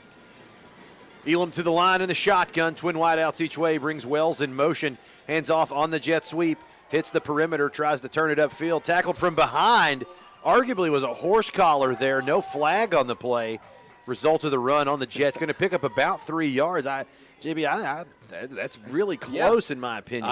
I was looking from here, and we're right in front of the play, and it almost looked, it looked like he brought him down from the back. And so, again, another tough break right there for the Hounds. No call, actually going to get about 4 yards on the jet sweep. Corbin going no huddle, but not in any real hurry here, lining up in the shotgun. Twin wideouts each way. Combs offset to the left. Now he'll fix to the right. Delayed handoff. He's keeping himself up the middle. Wow. Elam gets folded up, hits from the outside backer and the middle. He's tough as nails. Yeah, just getting up right there. Getting up very gingerly. I do think he took a nice shot from the side there. Yeah, it looks like it, and may even. Yeah, he may be injured. And trying to keep going right there. And, the RPO action almost looked like, do you give the ball to Cam Combs or do you keep it? And, Cade Elam kept the football right there. And, unfortunately for the Hounds, paid a little bit of the price right there. Elam going to remain on the field on 3rd and 5. Again, same offensive formation, 4 wide. Johnson Central showing blitz. And they back off. They rush 4. Elam has time, steps up in the pocket, lets it fire. Underthrown. Flag comes a-flying. Trying to find Petrosky on the comeback route. And, boy, he got hammered while he was on the ground. Flag going to go against number 5, Ryan Rice for Johnson Central. That's a late hit all day. Yes, no doubt. I think Petrosky might be nominated for an Oscar at the end of the year. He pops up under his own power and leaves the field to play. More importantly, I think Elam took a shot as he let the football go. He did take a shot to his right knee. That's not going to be his plant foot as a right-footed quarterback, but any velocity, of course, a quarterback throws with his legs. It's kind of hard for people to get their head around, but the hips and legs generate the power and the velocity. That was a little underthrown. Hopefully that comes from the shot he took as he let the ball out. That's right, yeah, and a huge break right there with a penalty, so brings up and sets the Hounds offense up right here. 1st and 10 at the Johnson Central 43. Same set. Handoff goes to Combs across the left side, has a seam up across the 35 down to the 33. That's a pickup of about 9 or 10. It's going to be danger close to the first down yardage. I think he's short by about the nose of the football. Yeah, good job right there. We've seen the Hounds all season long run off that left side behind Big Eli Bolton and Franklin West. And, of course, those guys don't disappoint right there, taking that snap and hitting it around the left side. Really, really good job and good hard run by Cam Combs. Timeout on the field. Johnson Central going to have a player shaken up. Those are their interior tackles, number 53, Jesse McCoy, injured for the Golden Eagles. That's the second time he's come off the field with an injury. I think he's maybe nursing an injury. That's something to keep an eye on in the interior of this Johnson Central defense. Yeah, exactly. Hopefully, he's okay and comes back in the football game. But again, just speaks to the Hounds' offensive front 5 up there.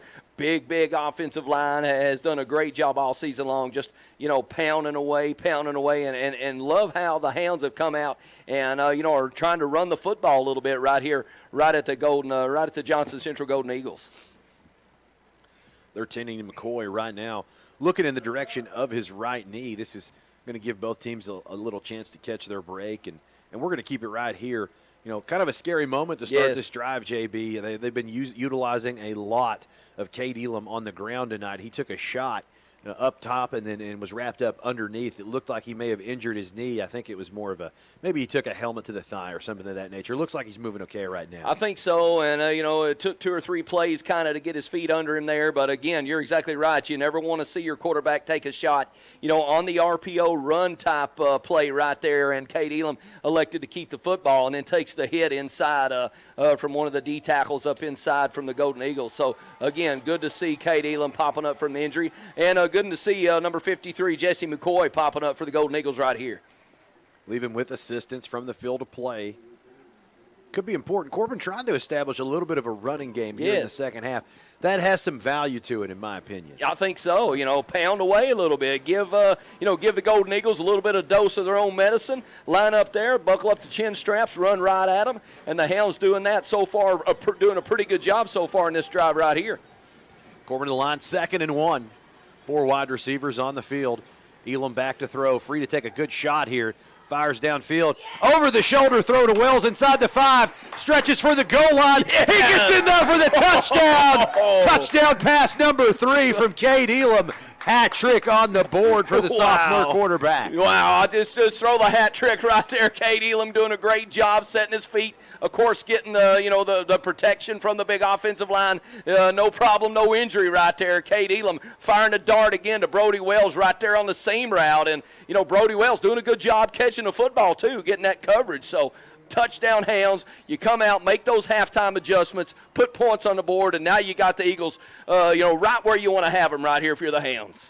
Jacob Baker on for the extra point try. Ball is down. Kick is up and away. Splits the uprights and good. 9:44 remaining in the third quarter. Corbin on top of Johnson Central. 21-7. We'll be back in 30 seconds. You're listening to Red Hound Football on T107. Dear past, present, and future football watchers, you know why we're here. The football season is back! Woo! And since that's too amazing to miss a single second's worth, Pepsi is officially giving you permission to always put football first. Like, maybe those in-laws are back in town. Well, better hope they're football fans because your Sunday is completely booked. Long story short, crack open a Pepsi and don't let anything get between you and your football watching. With love, Pepsi, made for football watching. That's what I like.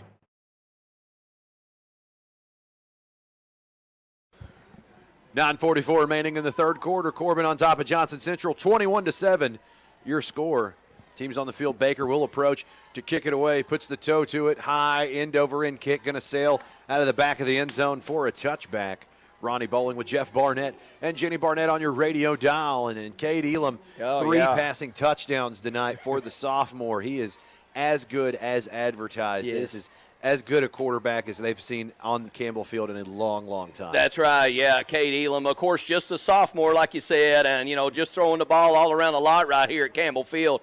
And, we talk about the weather. It's cold outside, but just throwing those really good. When he needs to throw a softball, he throws that in there. When he needs to throw a dart or look to a window, he does that as well. Great job by Cade Elam. Johnson Central, double wing formation to the right, throw the toss sweep into that wing, trying to find some running room behind his wall of blockers. He will pick up positive yardage up to the 25-yard line, picks up about a gain of 5 on the toss sweep play. Yeah, and again, Xander Curry coming up from his free safety spot. Again, like we said all the whole game long, those free safeties are not accounted for, when you're going to block up front. And so, the Hounds and Xander Curry doing a good job to get involved in the running game. Double wing right, overload left. Interesting formation. They'll do a toss sweep to the left. He's going to clear the 30, got the first down. Fights up to about the 34-yard line, gain of about 9 on the toss sweep play. And this is, I think, Johnson Central by design. Last half, we're running the sideline-to-sideline plays, softening up the defense to try to hit him up the middle. Yeah, I think so, exactly. And right there, Jacob Baker on the hit, coming in there, Xander Curry coming up to close the door. But I think you're right, Ronnie. Just maybe looking to hit a big one right at the teeth of the Hounds defense. Off-balance formation, wishbone formation for the Golden Eagles. Bobbles the snap, now gives away on the belly. That one was blown up in the middle. Good interior push from that defensive unit. Really good job in there. Mikey Neal leading the way with a big hit. Jace Hatfield, you always want those D tackles, those D ends, that front four to kind of take up offensive linemen, take up blocking backs, and then the backers come in there and make the hit. Mikey Neal doing a good job to close the door right there. Unbalanced wide receiver split out wide. First time Johnson Central's gone away from 2 tights. Wishbone set Delayed handoff across the right side. Not a lot of running room there. Might have fought forward for a gain of 2 or 3, but Johnson Central staring down the barrel of 3rd and 7. Yeah, big play right there. Again, Mikey Neal, Zane Hammock on the hit. Jace Hatfield, big number 58 as well. Peyton Warren, just all the Hounds inside. That Hounds interior doing a great job up front, and the linebacker level doing a great job as well, creating this big play right here for the Golden Eagles. Wishbone formation, 1 wide receiver on the field. Could be a passing down.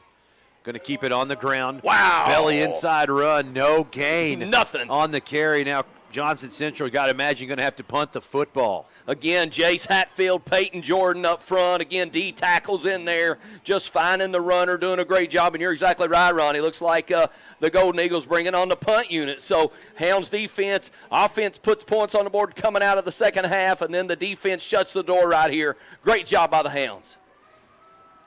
Chase Price, the big fullback, back to kick it away. Corbin keeps their defense on the field. No one back to receive the punt. They don't rush it. Puts the toe to it. It's a high, wobbling kick.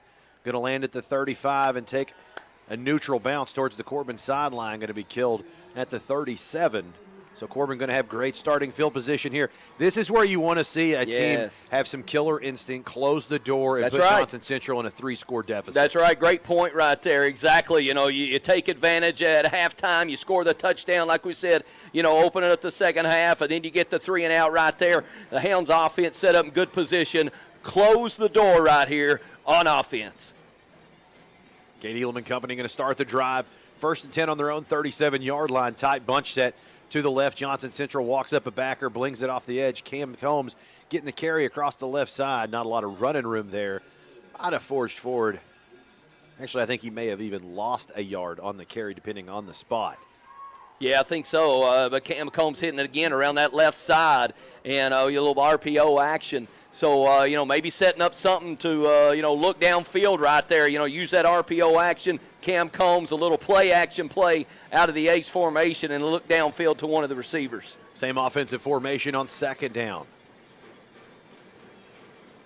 Play action. Elam under pressure. Gets out. Finds Wells in the flat at the 40. At the 50. Going to be wrapped up from behind, but not before he gets all the way up to the 42-yard line. Abysmal spot.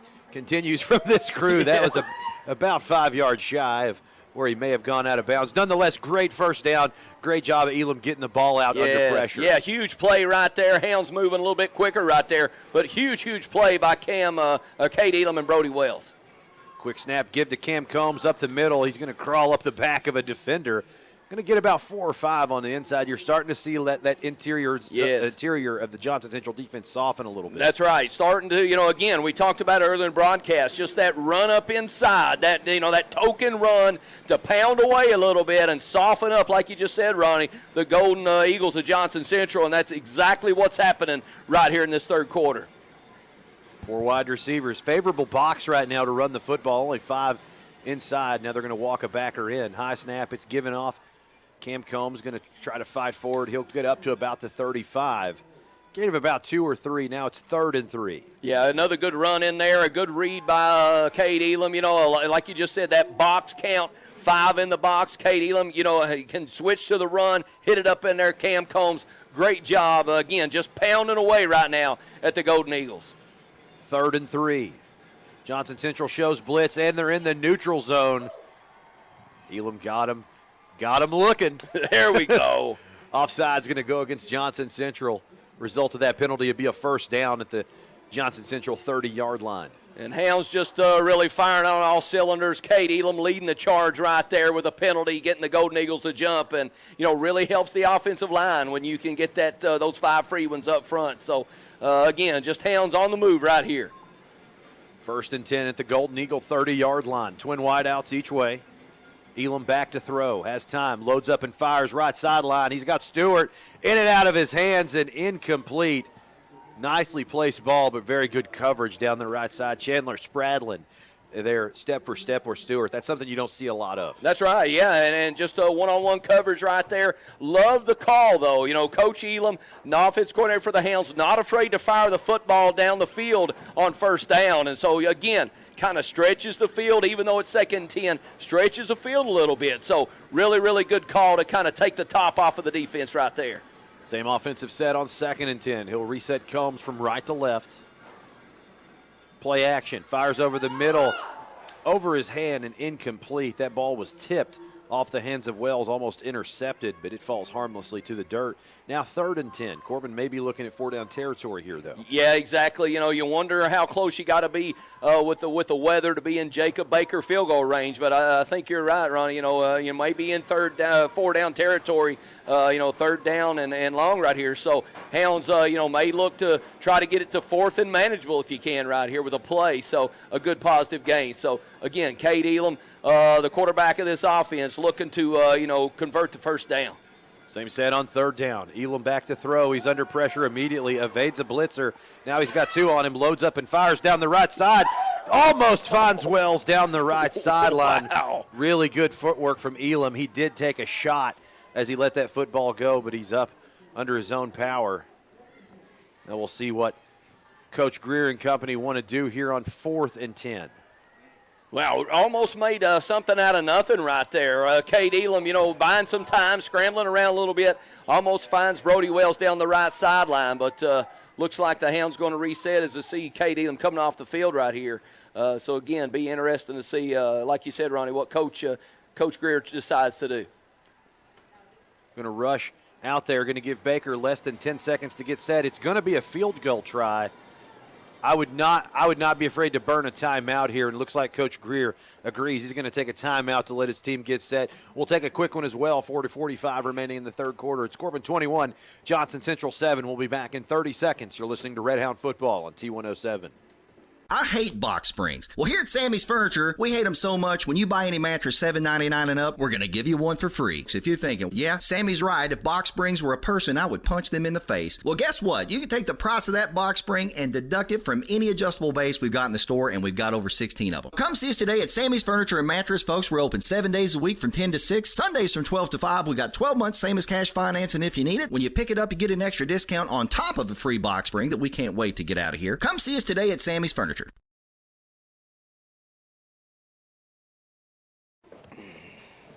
4:45 remaining in the 3rd quarter of play. Your score, Corbin 21, Johnson Central 7.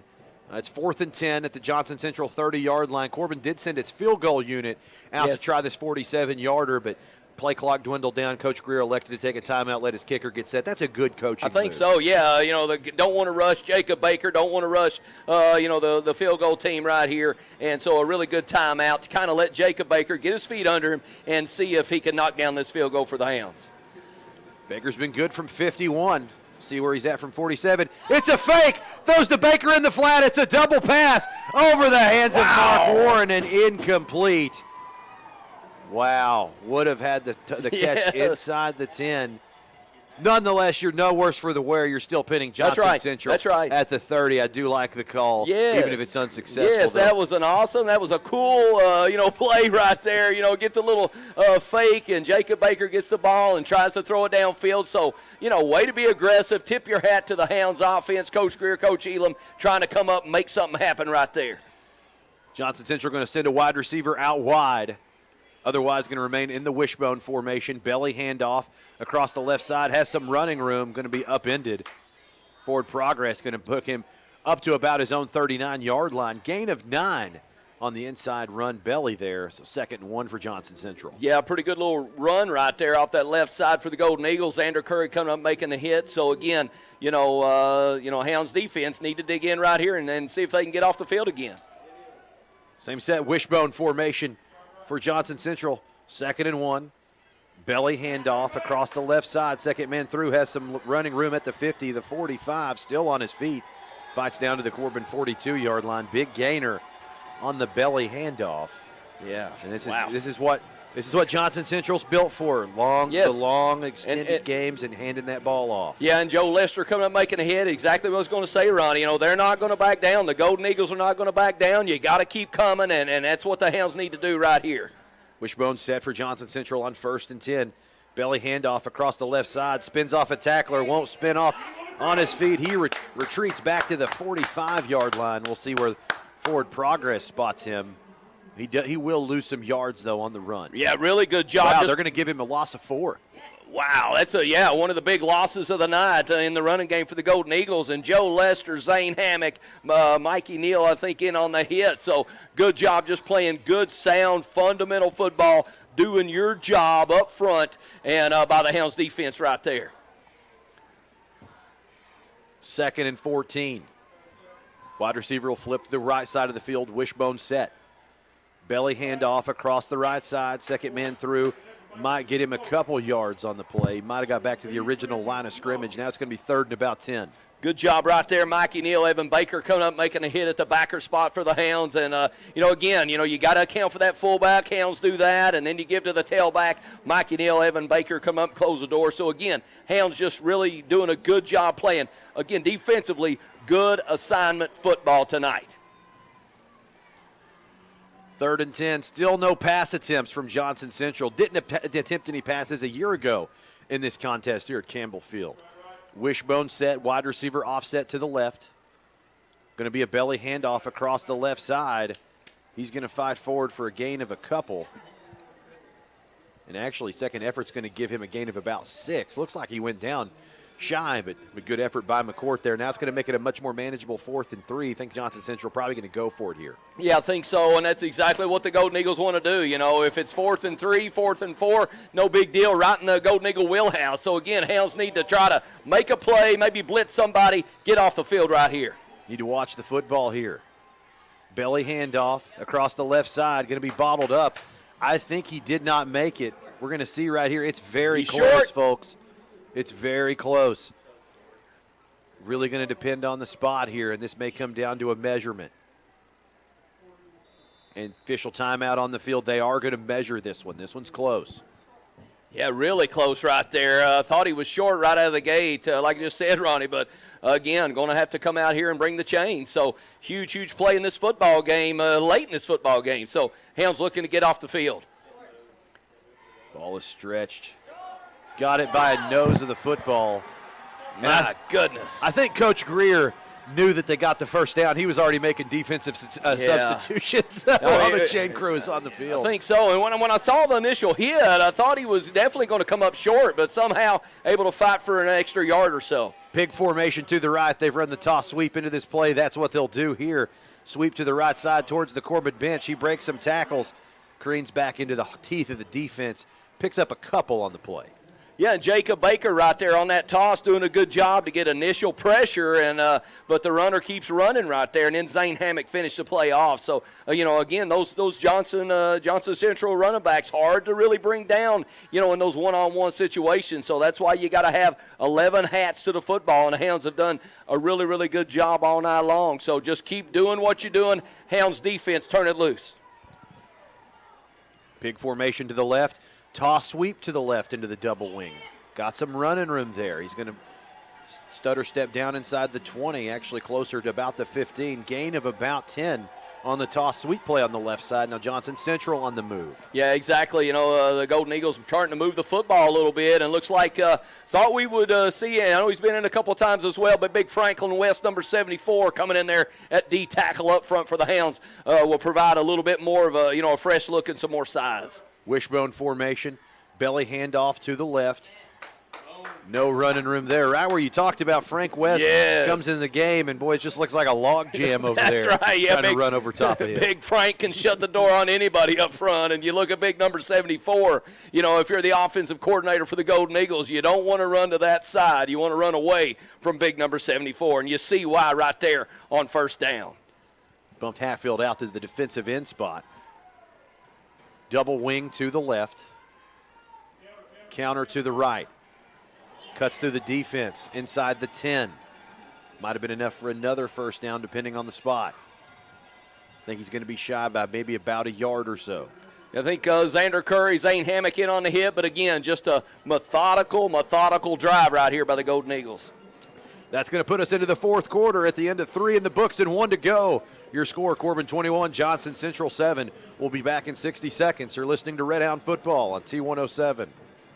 Our world has dramatically changed over the past couple of years. We've all had to adjust to these changing times. But one thing that has not changed is the fact that the Hart family and Tri-County Cycle Sales is still serving southeastern Kentucky with the same quality products and service after the sale since 1968. Honda, Yamaha, Kawasaki, and Polaris are the biggest names in off-road adventure and can still be found at Tri-County Cycle Sales. For your next ATV or side-by-side, stop by the place where time has stood still. Tri-County Cycle Sales, located between Corbin and London on US 25 across from Kentucky Outdoorsman.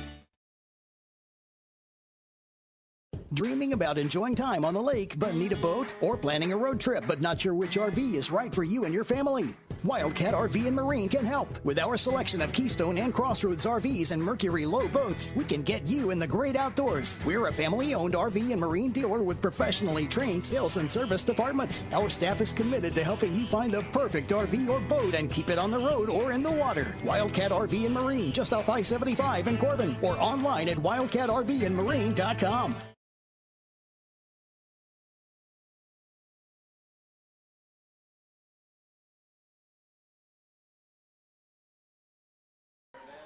At the top of the fourth quarter, Johnson Central to the line in a hurry. I formation, 3rd and 1. Sends a wing to the left. Fullback dive to the right. He has the first down by about a couple yards there. Going to surge ahead down to the Corbin 6-yard line. 1st and goal, Johnson Central. Been a mixed bag performance down here on the goal line, JB. Corbin's held him once. Held him twice technically, and an incidental face mask gave him that 5th play for the touchdown. But Corbin has kind of bowed its back down near the goal line so far. Yeah, done a good job with the defense bending but not breaking. And right here, the Hounds need to do the exact same thing as the Golden Eagles, trying to put another touchdown on the board. Power I formation for Johnson Central. Overload set to the right. Belly handoff going up the teeth of the defense. He's going to walk it into the end zone for the touchdown. Johnson Central offense starting to grind on this defense a little bit. Yeah, just almost starting to wear down the Hounds up front. You know, we saw the Hounds all game long do a great job up front, but, you know, the Hounds on that drive, you know, getting peppered with those 3 and 4 yards, just like what the Golden Eagles want to do, and then they finish off with a touchdown right there.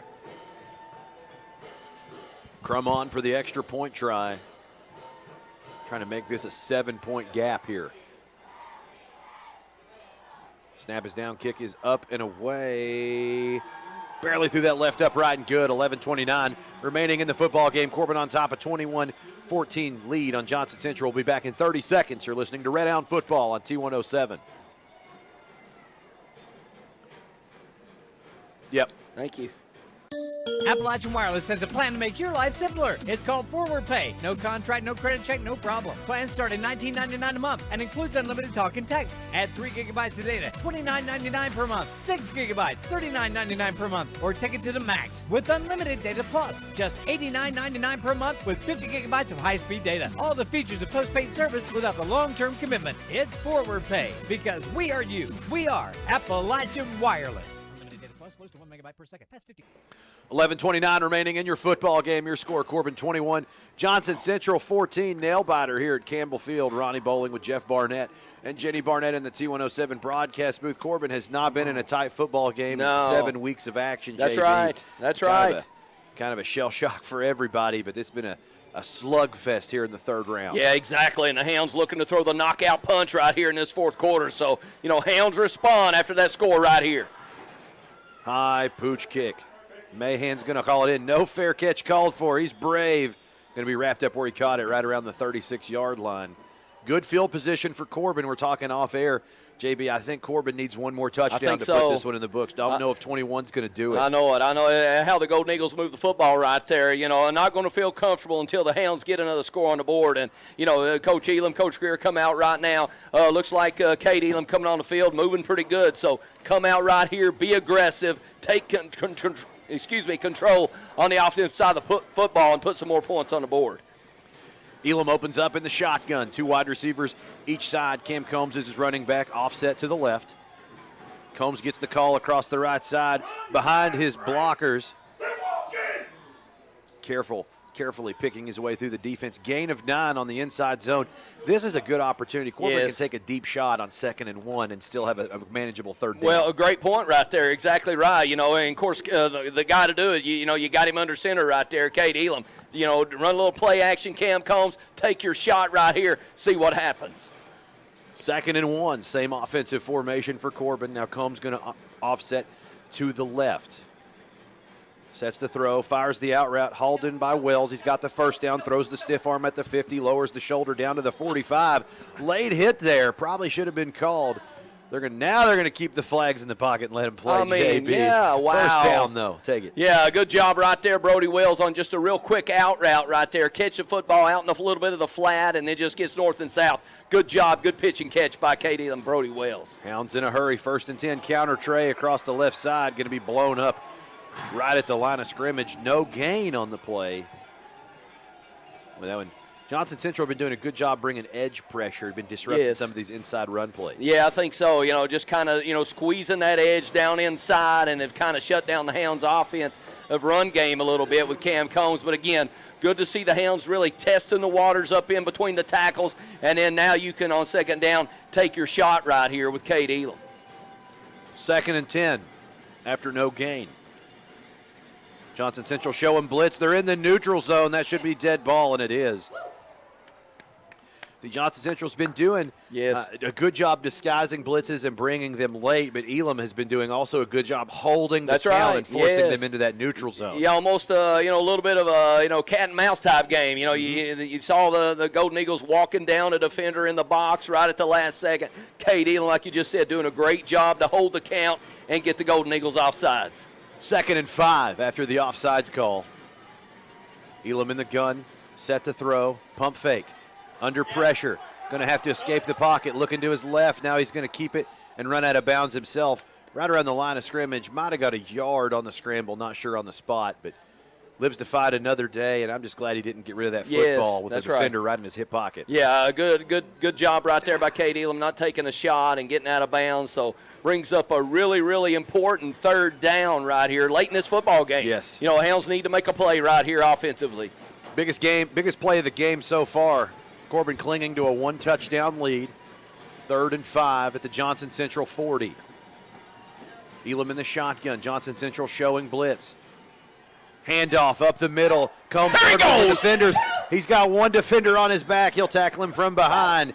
Down into the Johnson Central 20-yard line. 20-yard gain from Combs up the middle, and Hounds down in the red zone now. Huge play right there. Really kind of sets you up, and big run by Cam Combs sets you up, in position for a field goal if you need it. Corbin to the line in a hurry. Hard count. No bite from the defense. Johnson Central really starting to be blitz heavy right now as Elam looks to the sideline for an adjustment. He has twin wideouts each way. Wells and Warren to the left, Petrosky and Stewart to the right. Cam Combs is his running back to the right. Corbin taking its time now, maybe blurring a little play clock. Think so, that's game right. Clock at this point. Elam takes the snap. Johnson Central brings the blitz. Flag comes a-flying on the play. Now Elam has to escape the pocket, gets the ball and throws it away. Elam took a big shot on that play as he's trying to throw it away. And Corbin going to get tagged, I think, with a holding on this play as well. Yeah, I think so. Looked like Elam, almost getting hit a little bit late on the throw, but I think you're right. Ball probably going to. I'll get you flagged on Sundays. Get the hold. Yeah, exactly. Getting the holding call right here, maybe against the Hounds. But again, Coach Elam on 1st down, looking to be aggressive, like how Coach Elam's coming out, not afraid to fire the football down the field with Cade Elam at quarterback. But Hounds may be catching a penalty right here. Get the call from the wide hat. Clipping, going against the defense. Wow. Corbin will definitely take it. Going against Johnson Central. 2nd live ball penalty called against the Eagles. All game. 10-yard penalty going to make it 1st and goal at the Johnson Central 10. Wow. I thought that was the ball. The penalty flag was thrown. That's right. From the wide hat. You usually see that be a hold on passing plays. I mean, that's just automatic almost, really. In the box against the defender ever in my career. Not that I remember. I don't see Coach Greer arguing the point too much. We'll take it. That's right. Hounds will take it. And 1st down right here for the Hounds offense. So really, the Hounds catch a huge penalty break right there. And again, just looking, to get that all-important second, that extra touchdown, if you will, that we've been talking about all, in this drive. So, Hounds needing to get a 2-touchdown lead and can right here if they can put some points on the board. First and goal at the longest possible down and distance you can ask for at the Johnson Central 10. 8:47 is left in the football game. Corbin now going to start taking its time. Yeah, I think so. Yeah, the Johnson clock's Central moving. can't score fast. That's right. Yeah, the clock's moving, and the Hounds are letting the play clock run down. So really good job by the Hounds offense to run that clock down. Elam to the line in the shotgun. Handoff goes to Combs into the teeth of the defense. He'll fight forward for a gain of about 3 yards on the inside zone. Looks like a timeout on the field. Yeah, I think so, and looks like there may be a timeout right here. But again, just the Hounds, have done a great job running the football, a great job passing the football. Been a really, really balanced offense all season long. So you really can't settle in on the run if you're the Golden Eagles. You really can't settle in on the pass. And then the play calls have just been, keep the Eagles guessing. And Coach Elam has done a great job of doing that. Corbin going with the Wildcat set. Combs in at the Wildcat. I think Corbin going to get flagged with a false start here. They are. Not even a good false start. I think a lineman fell out of his three-point stance, but that's going to change the dynamic of the play call. I think Corbin may see Cade Elam check back in at quarterback. Yeah, I think so. Hound's going to reset right here. Curious set of circumstances. Looks like Corbin maybe elect to keep the Wildcat. This is a very dangerous Wildcat if you're a defensive coordinator. Cam Combs, 3-year starter at quarterback. He's not just a running back. That's right. He can throw the football. But he is in the Wildcat set. Summers in at fullback. Xander Curry offset to the left. Brings Curry in motion. Fakes the handoff. Now he'll keep it himself across the right side. Big collision at the 10. Picks up about 2 or 3. Yeah, I think Cade Elam. And Cade Elam going to check back in the football game. In the game. So, yeah, the Wildcat, picked up 2 or 3 yards right there. But Hounds getting Cade Elam back into, the run the Hounds offense right here. Now makes it 2nd and 10.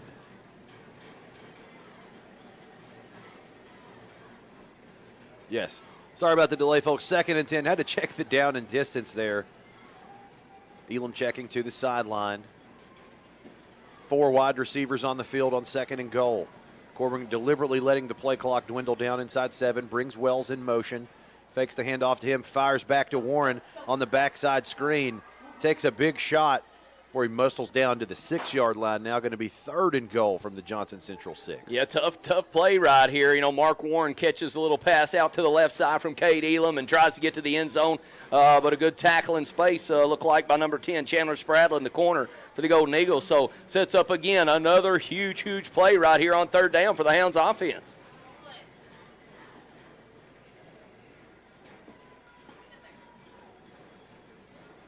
Elam waiting for the call from the sideline. 3 touchdown passes on the night from the sophomore quarterback.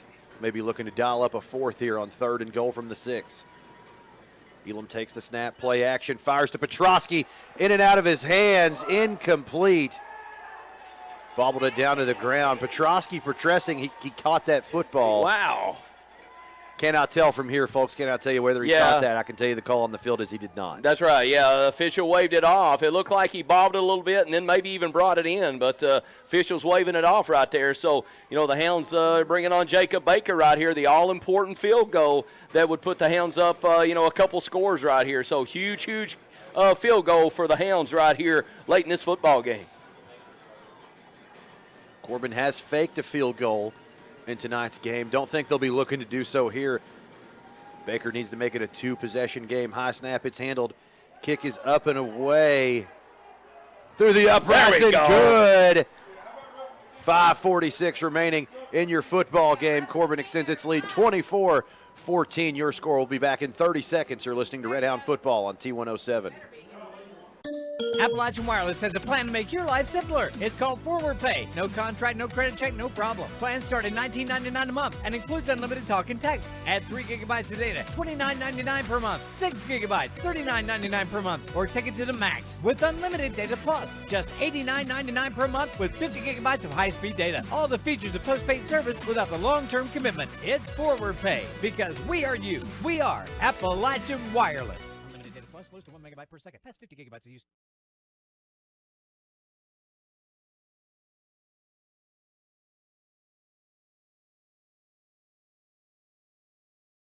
After the break, we called that one good. Roughing the kicker, the call against Johnson Central. I think Corbin's going to have the football here. Of course, Jacob Baker lined up for the field goal try, split the uprights on the field goal try, but roughing the kicker, the call. Corbin has the football. Of course, don't have the field goal anymore, but has the opportunity to punch it in for a touchdown. It's first down, half the distance to go. First and goal at the Johnson Central. We'll wait for the spot here. It should be around the Johnson Central 3 or 4. Yeah, and that's going to be your That's spot. right, yeah. And another thing, too, the Hounds get to run a little bit more, a little bit more time off that clock. So huge penalty right there. You do take the 3 points off the board, but the Hounds have the possession looking to make it into a touchdown. So huge play right there for the Hounds. Wildcat formation. Combs lines up, brings Curry in motion, fakes the handoff, keeps it himself across the right side. Going to walk it into the end zone for the touchdown. Wow. Just going to the Wildcat formation. You got Cam Combs, and the Hounds' leading rusher on the season does a little fake with a jet motion, and he gets behind that big Red Hound offensive line and puts 6 on the board. Great job by the offensive line. Great play by Cam Combs to have a nose for the end zone and put 6 on the board. Now Baker on for the extra point try. Well, he got it just inside that right upright and took a shot for his sacrifices. Corbin gets the touchdown. Snap is down, kick is up and away. He boots it right through him. 5:41 left in the contest. 28-14 your score. Corbin on top. We'll be back in 30 seconds. You're listening to Red Hound Football on T107. That's a 15-yard penalty for not eating at Bubby's Barbecue in Corbin. You can go deep with Bubby's all-you-can-eat buffet with all your favorites for one low price. That's right, all you can eat, not just one measly old plate. And there's never a personal foul on the fine staff at Bubby's Barbecue. They're friendly and fast and will always treat you like you're a part of the Bubby's family. You'll always score big and win the game when it comes to choosing Bubby's Barbecue in Corbin. Phone 258-9070 for Bubby's Barbecue of Corbin.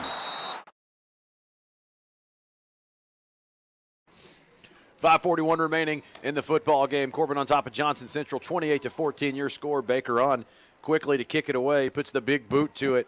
High end over end kick, almost sails through the uprights, back of the end zone for the touchback. Ronnie Bowling, Jeff Barnett, and Jenny Barnett on your radio dial. It's been a wild one here at Campbell Field, folks. That last drive, a lot to take in. Corbin drove it all the way down, stalled out on 4th down, had to decide to kick the field goal. Jacob Baker did hit the field goal, also took a shot once he got it through. The roughing the kicker call put Corbin back out on the field for the walked in for the touchdown. Johnson Central now in a deficit. Split back formation. Now flags coming flying from the back judge. Yeah, flag coming out right here. Going to be motion against the Golden Eagles. So you're right, Ronnie. The Hounds, the big 2-touchdown lead after the penalty, and the Hounds cash in on the touchdown right there. And we haven't seen the Golden Eagles throw the football in the whole in the entire football game. So in really, 2 years. Yeah, that's right. So really puts the Golden Eagles kind of behind the 8 ball a little bit right here. When you're trying to play catch up. So great job by the Hounds to cash in on the touchdown. 2 tight ends for Johnson Central. Double wing formation, orbit motion to the left. Fullback handoff to the left. Tries to cut back into the teeth of the defense. Unsuccessful. Might have got a yard or 2 on the carry. Looks like Jace Hatfield, a D-tackle in there, doing a good job for the Hounds inside. That whole front 4, whole front 5 have done a great job all night long, and Jace Hatfield didn't disappoint right there, closing the door on the runner for the Golden Eagles. Little score update from across the state. Bryan Station downs Trinity in Lexington tonight. My goodness. First time the Shamrocks have been down in the 3rd round in a long time, folks. Yes. 2nd and long. The action matters right here at Campbell Field, double wing set. Play action. Johnson Central sets the throw, tight end wide open, caught at the 45, at the 40, at the 30. He's going to walk this one into the end zone for the touchdown. Johnson Central's lone pass attempt goes to the house. Now we're in a very different-looking football game, JB. I'm telling you, you talk about the Hounds being in great shape right there with a 2-touchdown lead, and things just got tight in a hurry in one play. The first play, pass play we've seen, like you just said, in a couple years by the Golden Eagles, and they cash in with a big, huge pass, with a touchdown catch right there. So, again, 5 minutes to go in this football game. Hounds got to reset right here and get ready to go. Johnson Central on for the extra point try. Snap is down, kick is through the uprights. And good, 4:53 left in the contest. Score Titans 28-21 Corbin. We'll be back in 30 seconds. You're listening to Red Hound Football on T107. Hometown Bank is proud of their name because Hometown Bank is proud of the hometowns they're in. In fact, their name is their mission, which is to take care of the communities in which they work and live. Hometown Bank is always here to help, so if you're buying a house, remodeling your kitchen, or need a home equity loan to combine other debt, come see Hometown Bank and find out how easy working with a Hometown Bank can be. Visit the Hometown Bank nearest you. Member FDIC, Equal Housing Lender.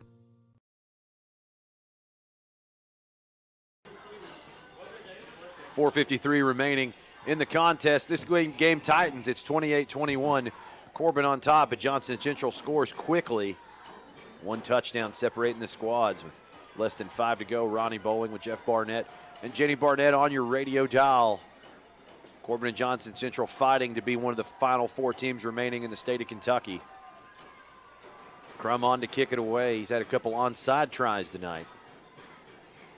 He'll approach. It's an onside kick. Squirts through. Going to be touched and then go out of bounds. Corbin going to take over. Great field position, though. They're going to take over on their own 46. Had he not touched the football, maybe a legal procedure call. I think that's 6 of one, half a dozen of the other, though. They're still going to start on their own 46. That's excellent starting field position. I think there's a flag down on the far side of the field. Don't know if it's picked up or not. Yeah, I can't see. Maybe I think he might have picked a – well, actually, the officials coming together to meet right here, so maybe talking about the flag. But, if the Hounds can take over right here offensively, you give up the big play, you give up the touchdown. Some you don't want to do defensively. But the Hounds, come out here right now offensively. Still the touchdown lead.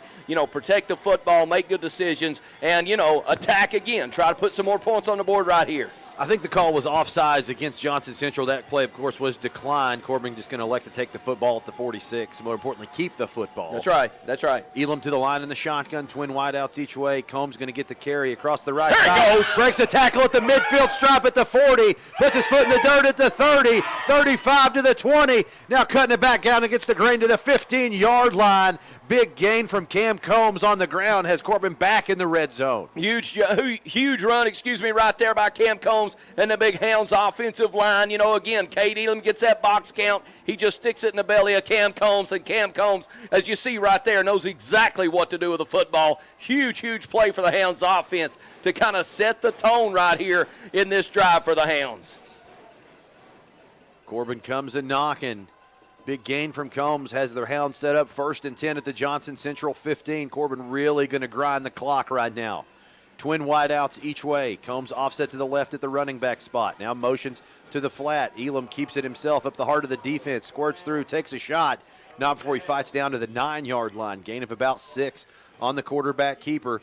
Going to be 2nd and 4 as the clock runs inside 4 minutes. Yeah, the clock counting down right there. Motioning Cam Combs out of the box. You get, the empty set, and then Cade Elam, being playing tough. Just takes the football, gets in there behind Big Franklin West, Eli Bolton, and gets what he can get and moves the ball for a pretty good gain on 1st down. So good job again by the Hounds, kind of creating their own offense, doing a good job with play design and moving the football right there. Play clock inside 10 seconds. Corbin prepares to run its 2nd play inside the 15. Same offensive formation. Handoff goes to Combs, hurdles the line of scrimmage. Fights forward down to about the 6. Gain of 2 on the handoff. Now it's going to be 3rd and 1. Yeah, another good run in there by Cam Combs, and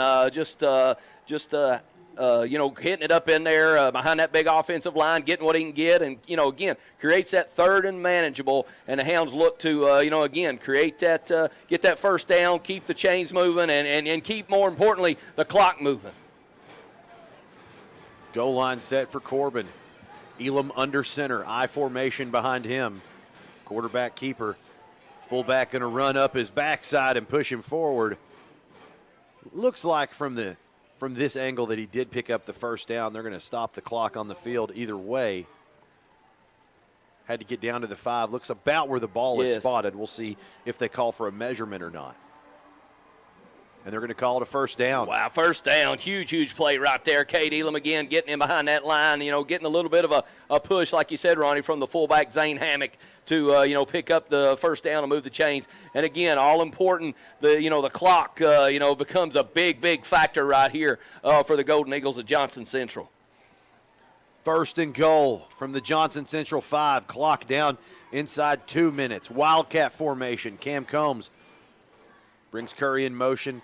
Timeout on the field. Corbin going to take a timeout. We'll take a quick one as well. 2:09 remaining in the football game. Your score, Corbin 28, Johnson Central 21. We'll be back in 30 seconds. You're listening to Red Hound Football on T107. When you've been in business since 1954, you have to be doing something right. At Owens Auto Repair, they believe in honesty, service, and that hard work can still get you somewhere.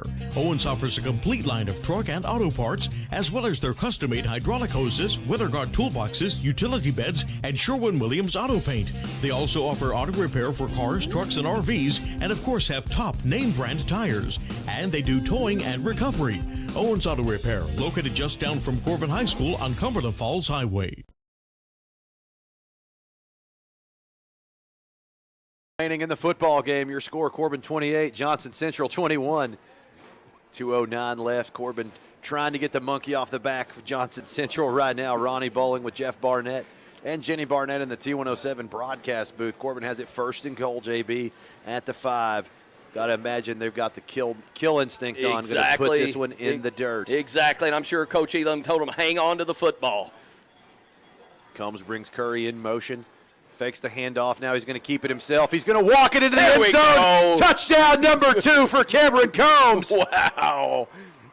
Blackout right here at Campbell Field. Hounds coming in there. Cam Combs again, getting that, that little jet motion and then getting in behind again that offensive line and, putting points on the board for the Hounds. Touchdown. Really good hard run right there by senior Cam Combs. 2 touchdown score. We said a drive ago might be insurmountable for this offensive style for Johnson Central.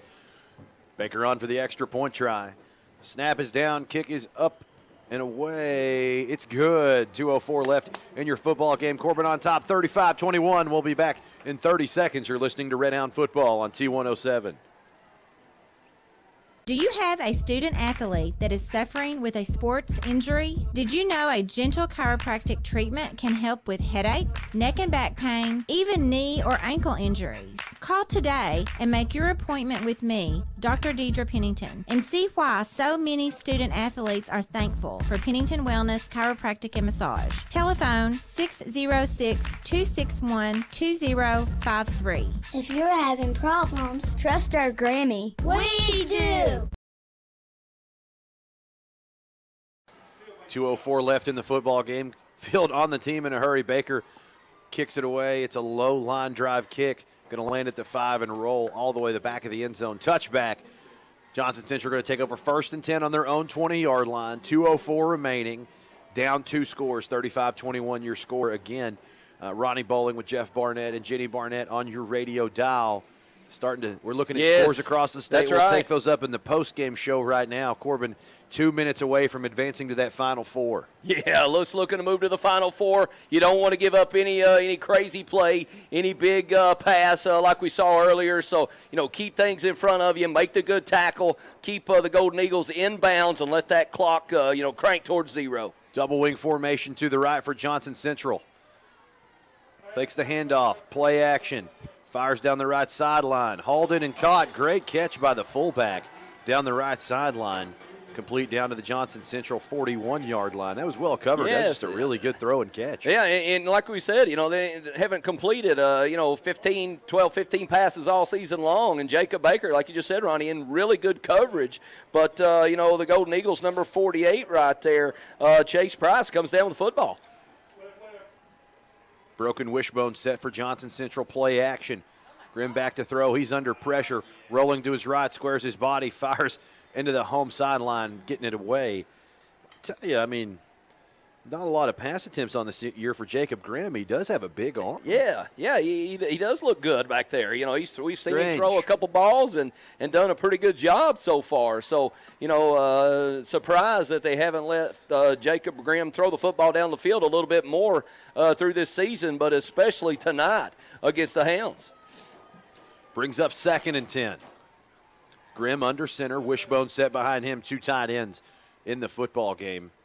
Broken play, tries to hand off, going to be wrapped up in the backfield. Israel Summers Wow. taking him to the ground. I think running backs went left, quarterback went right. That was busted from the break. Yeah, busted play right there. Israel Summers just doing a great job, playing his spot and gets a sack. Great job by number 92, Israel Summers. 3rd and long, Wishbone set for Johnson Central. Belly handoff across the right side, across the 40, 45, heading towards the 50. Tackled from behind, almost lost the football. He's going to be marked down right around his own 49-yard line. Is going to bring up 4th and about a yard. Yeah, thought the ball was coming out right there, for the running back for Mason Lawson, but able to get back on the football. And Hounds, again, creating this 4th down right here late in this football game. They're tending to a wounded player on the field right now. Johnson Central has a lineman shaken up back at the original line of scrimmage when we come back into action. It's going to be 4th and 1. 1 minute remaining. Corbin clinging to a 2-touchdown lead late here at Campbell Field. We're keeping it. Scores across the state right now. Bull County up on Lexington Catholic 34-14. Your score. Bull going to advance. Looking like to the Final Four. Franklin, and I'll get you some other ones. Louisville Central up 28-7 at the half.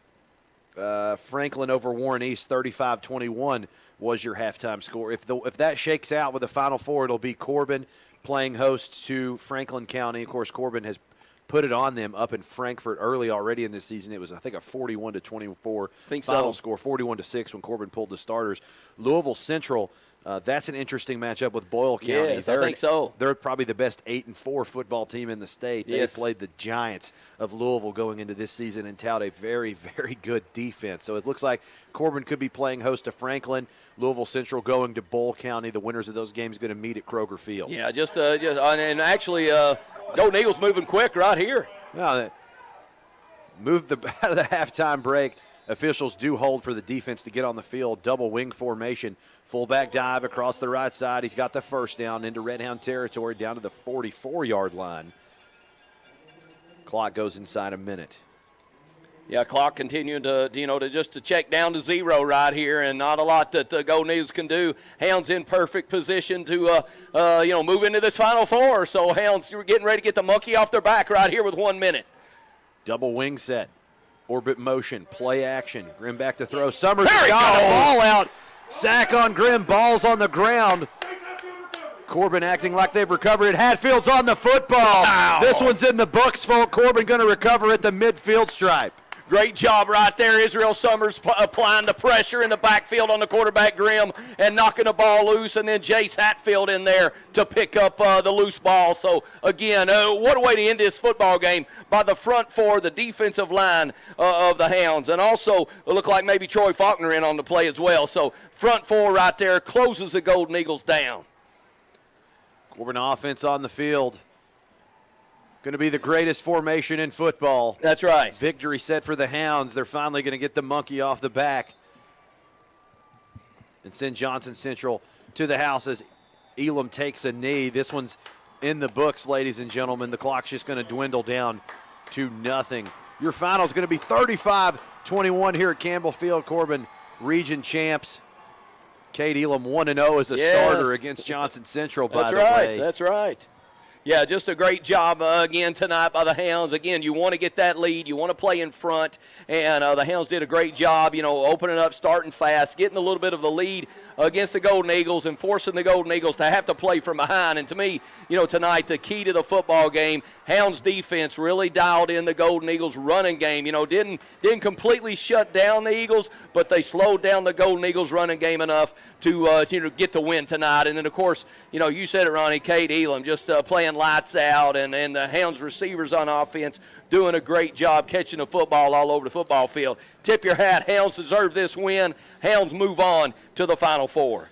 Final Four action. Looks like Corbin If the scores remain true, I don't have a lot of updated scores. Corbin more than likely going to play either Louisville Central or Franklin County. Of course, no stranger have played both teams. That's kind right. Of the, That's right. Kind of the big dogs kind of rise to the top at the end of the playoff season.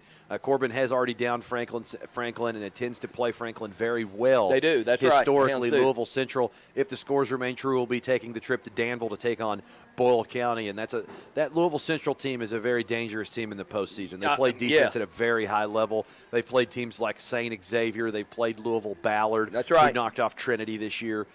So this will be a very interesting game. We'll know later in the night who Corbin, in fact, will play. No doubt everybody is good That's right. from this point on, but a big win tonight mentally that's for right. Corbin. That's It's right. beating a group that sent Corbin home 2 years in a row, finally knocking off Johnson Central here at Campbell Field. Corbin improves 13-0 on the football season. Yes, just perfect on the season, 13-0. And you're right, just a huge, like you said, mental victory, if anything else, for the Hounds. Moving on through the playoffs, moving through week 3, looking to week 4 in the semifinals and the Final Four. And you're right, looking forward to seeing, like you mentioned, Ronnie, what Boyle County does against a Louisville Central team that, like you said, is really tough. So if that holds out and ends up in the bracket. So Hounds, played great all season long. And, again, just tip your hat. Love how Coach Elam, Coach Greer come out, make those halftime adjustments, do a great job. And, again, just get the big win right here at Campbell Field tonight. Update, 34-7 Central on top. Looks like they're going to be taking the trip very possibly to Boyle County, depending on what Franklin does. But here at Campbell Field, it's a win in the books. Corbin hangs on, knocks out Johnson Central out of the playoffs. Got to feel good for Coach Greer and company to do so. JB, thank you tonight. All the expert color commentary. Jenny, thank you for the stats. Thank you for everybody back at the station. I'm Ronnie Bowling. Your final score, Corbin 35, Johnson Central 21. This has been Red Hound Football on T107.